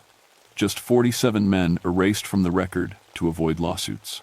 My grandmother had stories about that place. She said the spirits there were angry, confused. Men who died suddenly, violently, without proper rites. Don't go there when the ice breaks, she'd warned me once. That's when the ground opens. That's when the bones remember. It was spring thaw season now. The ground was waking up. I packed my gear, ground-penetrating radar, cameras, documentation equipment, cold weather gear rated to 40 below, emergency medical supplies, satellite phone, everything a ranger needs for a rescue mission in one of the most remote places in North America. The drive to Kennecott takes 2 hours on a road that's more like a suggestion. Potholes deep enough to swallow a tire. Drop-offs with no guardrails, just 1,000 feet of nothing. I'd driven it 100 times, but never during spring thaw. The road was breaking up, ice and mud fighting for control. I reached the abandoned mining camp at sunset. The buildings stood like broken teeth against the mountains, their red paint faded to rust. The main processing mill loomed 9 stories tall, windows empty as dead eyes. The wind was wrong. I've spent enough time in Alaska to know wind, how it moves through valleys, how it sounds in different seasons. This wind felt like it was coming from underground, carrying a smell that made my stomach turn. Not quite rot, not quite mineral.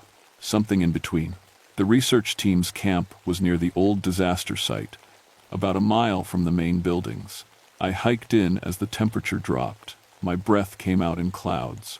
The ground crunched under my boots, not snow, not quite ice, something crystalline and strange. I found their camp at dusk. The tents had collapsed inward, like something had pulled them down from below. Equipment scattered everywhere, cameras, tools, notebooks with pages torn out, but no blood. No signs of a bear attack or weather damage. Just emptiness. And tracks. Lots of tracks in the soft ground around the camp. I knelt down to examine them with my flashlight. Boot prints, normal enough. But mixed with them were other impressions. Deeper. The weight distribution was all wrong. Heel too heavy, toes too splayed. And they were coming from the direction of the old mine entrance. From underground, I stood up fast, my hand on the radio. Base, this is nightfall. I'm at the research site. No sign of the team, but something's wrong here. Camp looks abandoned in a hurry. Static answered me. Then a voice, faint and scratchy. Can't hear you. Interference. Strong. The radio died completely. I tried the satellite phone. Same thing, dead air, then static that sounded almost like singing. Old songs, the kind miners used to sing deep underground to pass the time. That's when I heard it. A scraping sound, like metal on rock, coming from the old mine entrance 50 yards away. The entrance had been sealed in 1925. I knew that from the historical records. Concrete and steel, locked up tight to keep people out, and whatever was inside in. But the seal was broken now. Fresh cracks spiderwebbed across the concrete, and from the darkness beyond came that scraping sound again, steady as a heartbeat. Scrape.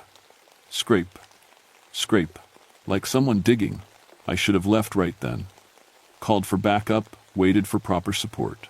That's what the protocols said. But I kept thinking about Dr. Stevens and his team. 5 people, missing for 3 days in terrain that kills in hours. I pulled out my flashlight and approached the mine entrance. The concrete seal had been opened from the inside. I could see the marks where something had pushed through, not broken, but pushed, like enormous hands forcing their way out. The metal reinforcing bars were bent outward, twisted in ways that would take serious machinery or incredible strength. The ground around the entrance was warm, not frozen like everything else warm, almost body temperature. Steam rose from cracks in the soil, carrying that smell again. Preservation chemicals and decay mixed together, like a morgue and a tanning shop had a baby.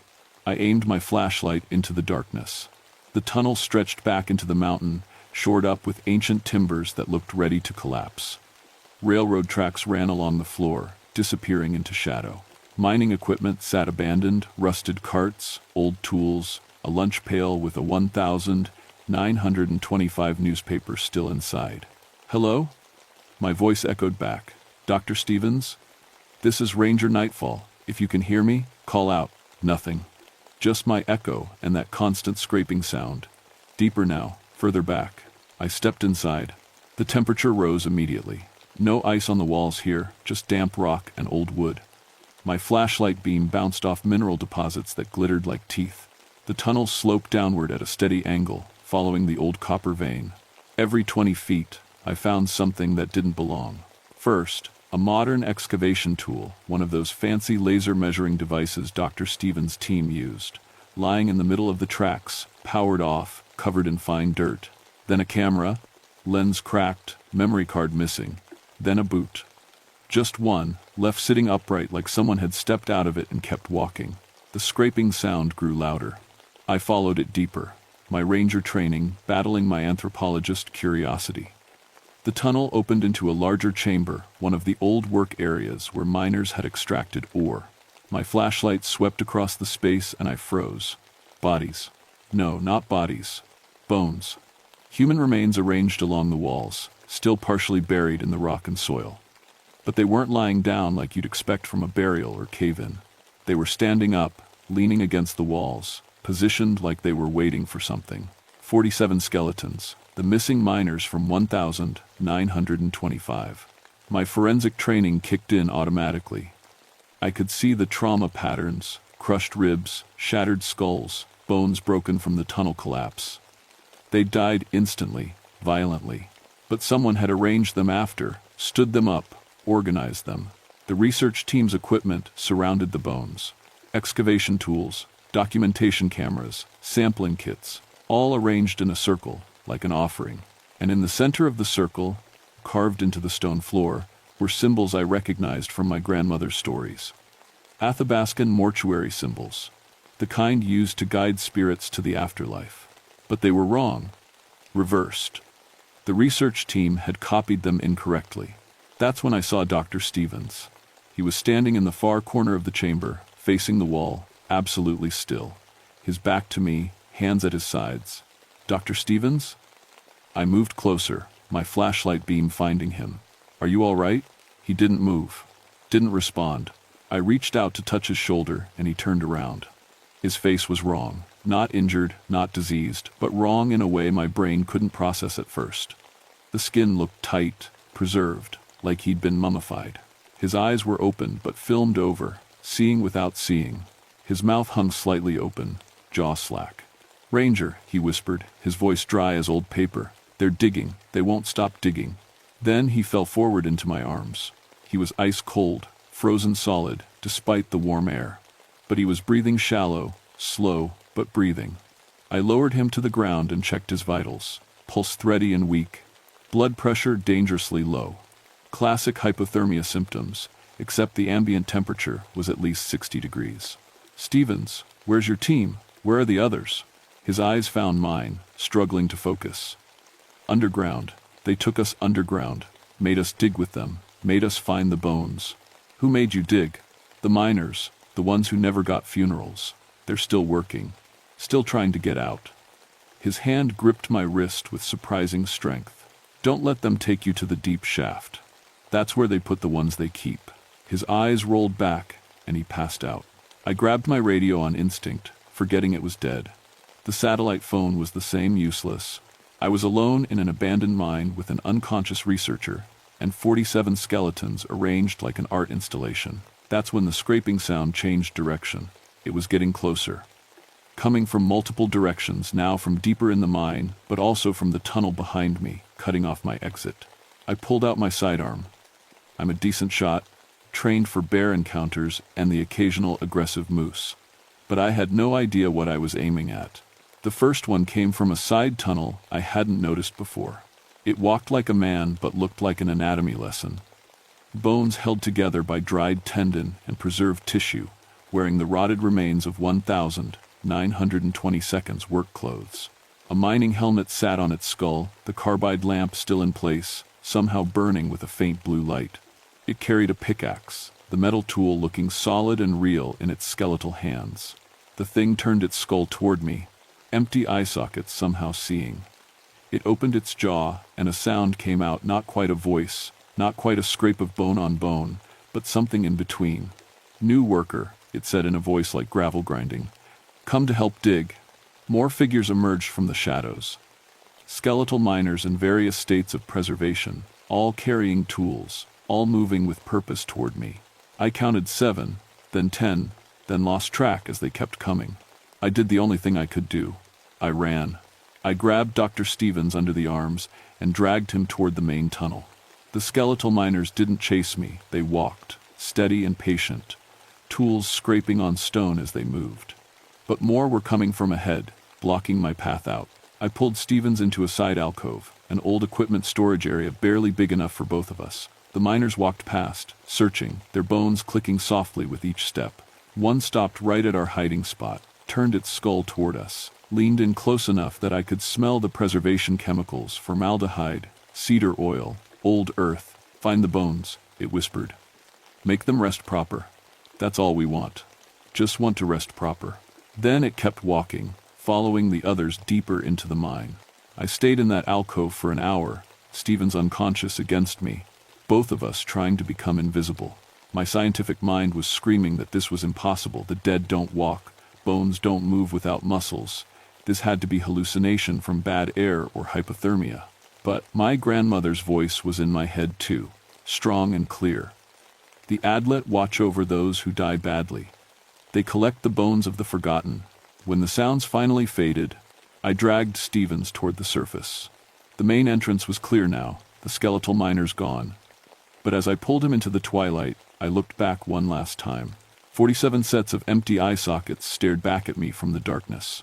Watching, waiting, still working, 70 years after they died. I got Dr. Stevens back to the research camp and built a fire, a real one, not the propane heaters they'd been using. He needed warmth, but more than that, I needed light. Fire keeps things away. My grandmother taught me that. Stevens came around slowly, his body temperature rising degree by degree. But his eyes stayed strange, distant, like part of him was still down in that mine. How long was I down there? His voice cracked. 3 days, according to my dispatch. But you said they. Where's the rest of your team? He closed his eyes. We found the burial site on day 1. Perfect preservation, the permafrost and mineral content in the rock kept the remains intact. It was an archaeological gold mine. He laughed, bitter, wrong word, mining disaster. 47 men, never properly recovered. We started documenting them, taking samples for analysis. You disturbed them. We were careful, we followed every protocol, but... He opened his eyes, stared at the fire. That first night, we heard the singing. Old mining songs, coming from deep in the mountain. We thought it was acoustics, wind through the tunnels. Dr. Yanez went to investigate. And? She didn't come back. We found her at the bottom of a shaft we'd mapped as sealed. Found her digging with her bare hands, nails torn off, fingers bleeding.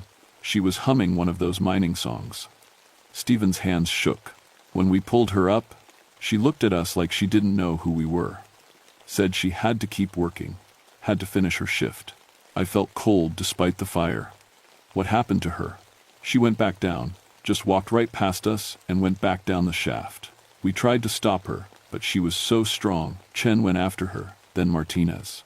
One by one we all ended up in those tunnels. He looked at his hands, still trembling. They made us dig. The miners, the dead ones, they showed us where to excavate. They wanted us to find all of them, every single body from the disaster. Not just the 47 in the main tunnel.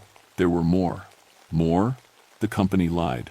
The disaster killed 73 men, not 47. They only admitted to the ones they couldn't hide. The rest they buried in unmarked shafts, closed off sections. Covered it all up to avoid lawsuits. Stevens grabbed my arm. Those men, they're still down there, still working, trying to dig themselves out. And now they have my team. They won't let them stop. A sound from the darkness made us both freeze. Footsteps, slow and steady, coming from the direction of the mine. I grabbed my flashlight and stood up, positioning myself between Stevens and whatever was approaching. My hand went to my gun, but I remembered the pickaxe those skeletal hands had held. What good was a bullet against something already dead? 3 figures emerged from the shadows. Dr. Yanez came first. She walked with a strange, jerky gait, like a puppet on strings. Her skin had that same preserved quality as Stevens, tight and waxy. Her eyes were filmed over, but tracking movement. She carried a mining hammer, the kind used to set spikes, and her hands were indeed destroyed, fingernails gone, fingers bent at wrong angles. Behind her came Chen and Martinez, in similar condition. All three wore expressions of blank determination. They weren't looking at us. They were looking at the ground, seeing through it to the tunnels below. "They're going back," Stevens whispered. "They always go back." I stepped into their path. "Dr. Yanez, can you hear me? You're safe now. You don't have to go back down there." She stopped, head tilting. Her mouth opened, and that gravelly voice came out, not hers, speaking through her. "Not safe. Not done. Still digging. Still 26 to find. 26 more bodies? 26 more souls." She stepped around me, the others following. "Have to make them rest proper. Have to fix what was done wrong." I grabbed her arm and immediately let go. Her skin was wrong, not cold like Stevens, but room temperature, preserved, like she was already halfway to being one of those skeletal miners. They walked past us, past the camp, straight back to the mine entrance. I wanted to stop them, but Stevens caught my hand. "You can't," he said. "I tried. The only way to stop is to finish, to do what they want. Find all the bodies, perform the proper rituals." That's what they told me. In between shifts. That's the only way anyone gets free. "What rituals?" "Traditional Athabascan burial rites. Your grandmother would know them." My grandmother had been dead for 5 years. But I'd grown up watching her, listening to her, even when I thought it was all superstition. I knew some of the prayers, some of the ceremonies, not all of them, but maybe enough. The ground beneath us suddenly cracked. A fissure opened up 10 feet from the fire, running straight toward the mine. Steam poured out, and with it came sounds, machinery, voices, the endless rhythm of picks on stone. The temperature spiked, then dropped, then spiked again, like the earth itself couldn't decide what season it was. More figures emerged from the new crack, not the research team this time.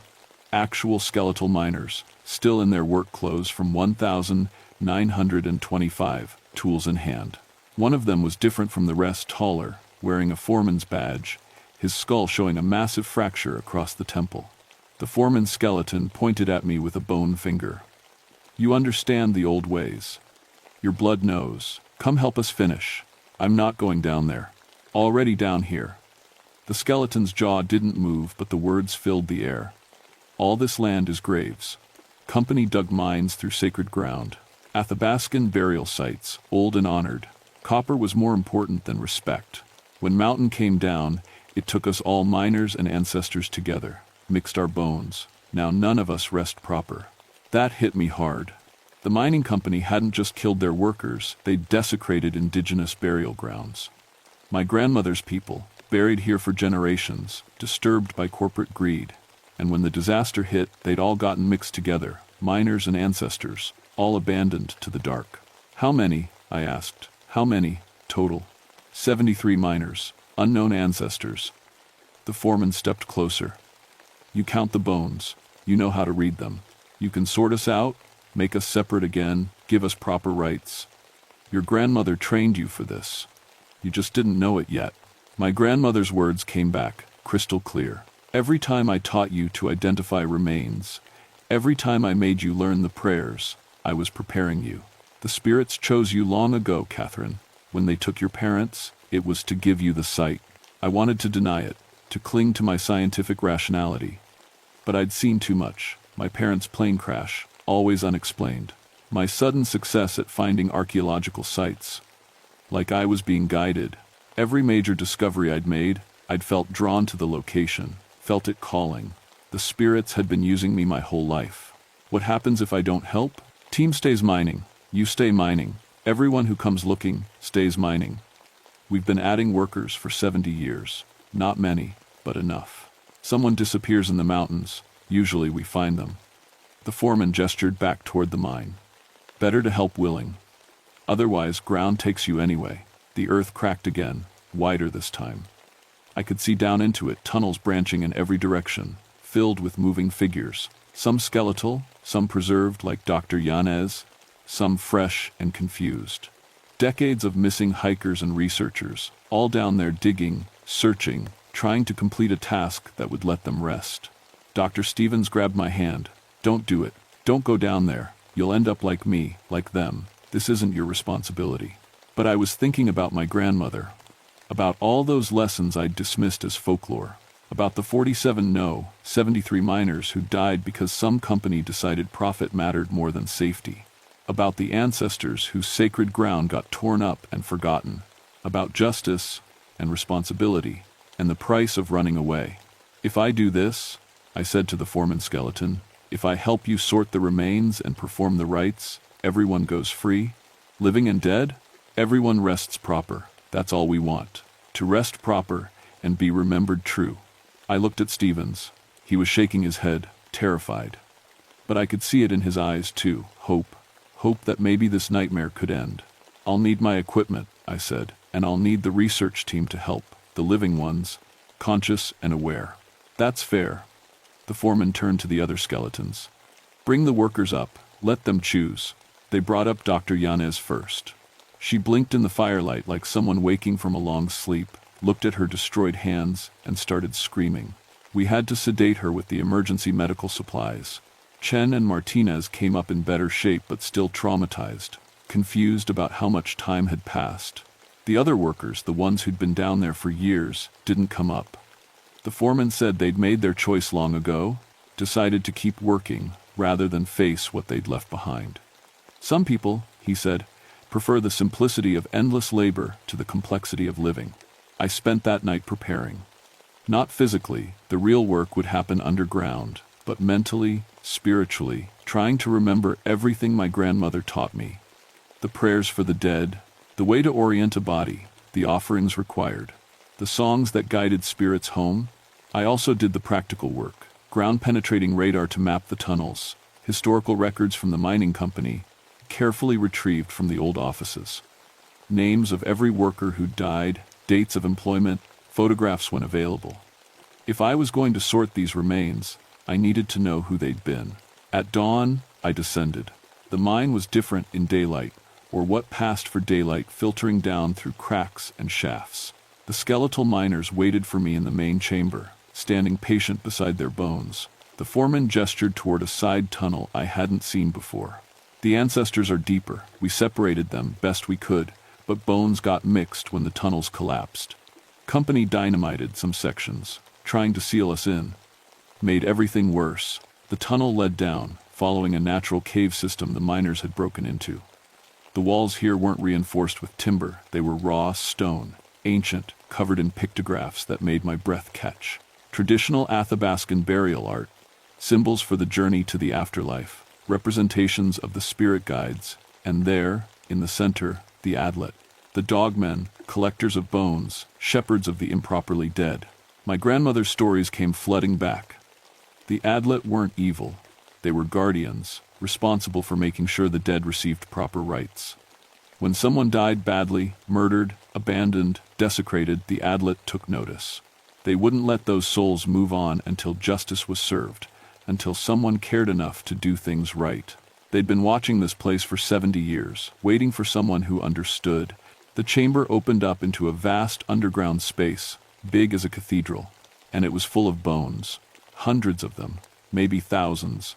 Layers upon layers of human remains, some ancient, some from the mining era, all jumbled together by cave-ins and corporate cover-ups.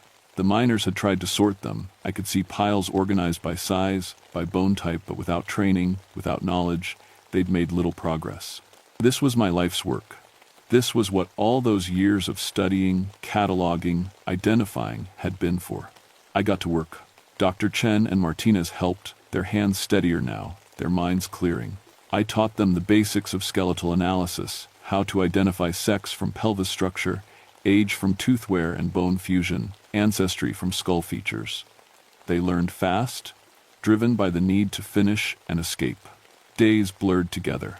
We worked in shifts, sleeping in the upper chambers, eating supplies the skeletal miners brought us from God knows where. My hands developed calluses from handling bones. My eyes learned to see in the dim carbide light. My voice grew hoarse from singing the prayers, over and over, as each set of remains was identified and prepared for proper burial. The miners helped.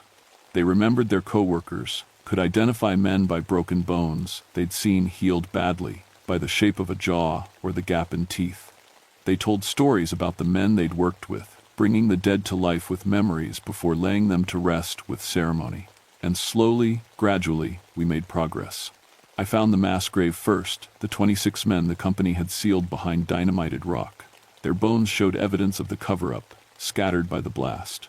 I spent 3 days reassembling them, 3 more performing the proper burial rites.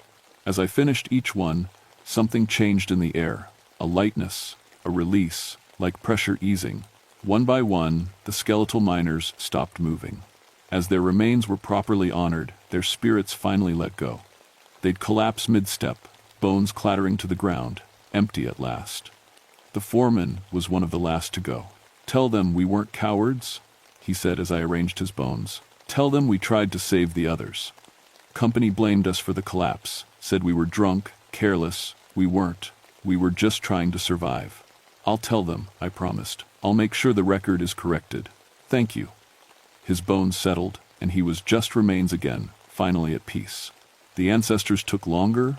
Many were too old to identify by name, their tribal affiliations lost to time. But I did my best, separated them from the miners, arranged them according to traditional practices, sang the prayers my grandmother taught me. Even without names, they could rest properly, return to the earth with honor.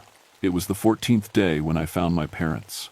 Their bones were at the very bottom of the chamber, mixed with the oldest remains. Their plane crash had been no accident. They'd been drawn here, like I was being drawn, called by the spirits to help. But they'd arrived too early. Before I was ready, before I had the training, the Adlet had kept them here, waiting for me. I spent a whole day with their remains, crying as I worked, speaking to them like they could hear. My grandmother's spirit was there too. I could feel her, guiding my hands, correcting my prayers when I got the words wrong. The 3 of them together, finally at peace, finally properly honored.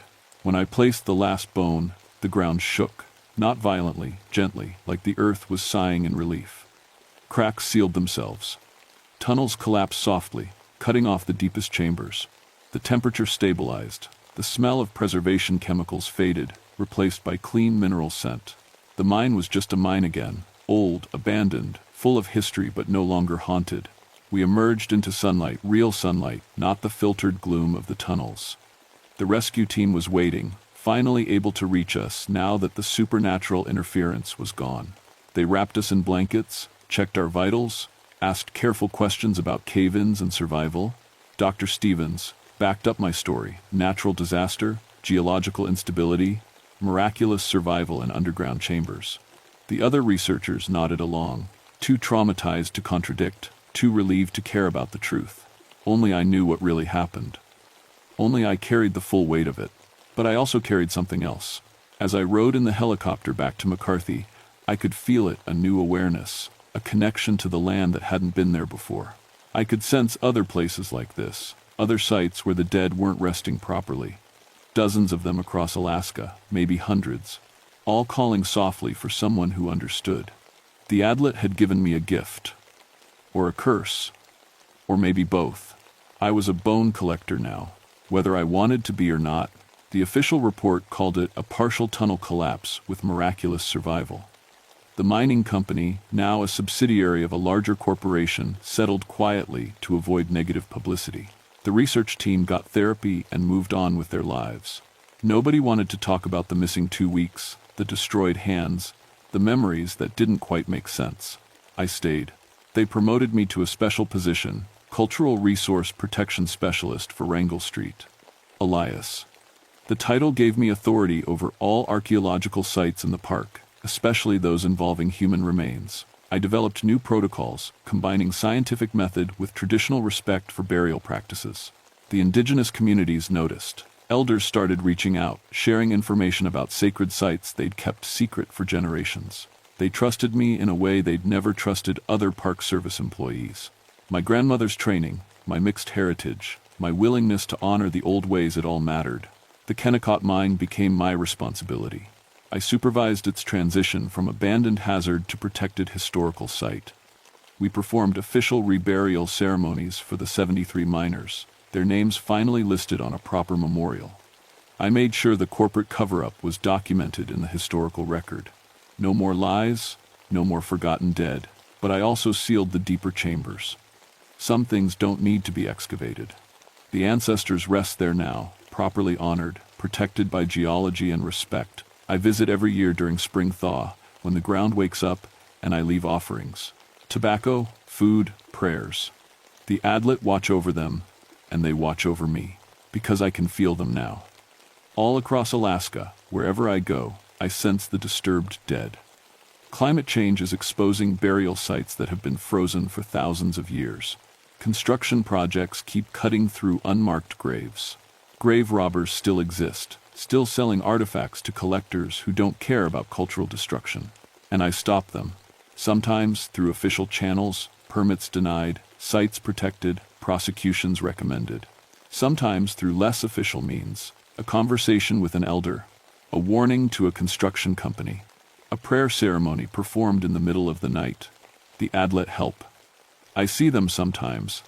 At the edge of my vision, skeletal figures with dog skulls, watching over places where the dead need protection. They don't take me anymore. I'm one of them now, in a way. A collector of bones, a guardian of the forgotten. Last month, I got a call about a site near Denali. Construction crew found human remains, kept building anyway, didn't report it. By the time officials noticed, they destroyed a burial ground containing 15 individuals. The workers started having accidents, equipment failures, unexplained injuries, one man driven mad by voices in the machinery. I'm heading there tomorrow. It's spring thaw season again. The ground is waking up. And I can hear them calling the dead who need justice, the spirits who need rest, the bones that need collecting. My grandmother was right about my name, Nightfall, the darkness descending, the end of the day, the time when the dead walk free. I used to think that was romantic. Now I know it's a job description. So, if you're ever in Alaska, and you see old mining sites, old burial grounds, places where the earth looks disturbed, be respectful. Leave offerings, say prayers if you know them, and if you can't do that, at least acknowledge what happened there. Remember the dead, because they remember you. And if they're not resting properly, if someone disturbed them without respect, they'll find a way to make you understand. They'll find someone like me, or they'll keep collecting workers until someone listens. The Adlet are patient. They've been here for thousands of years. They'll be here for thousands more.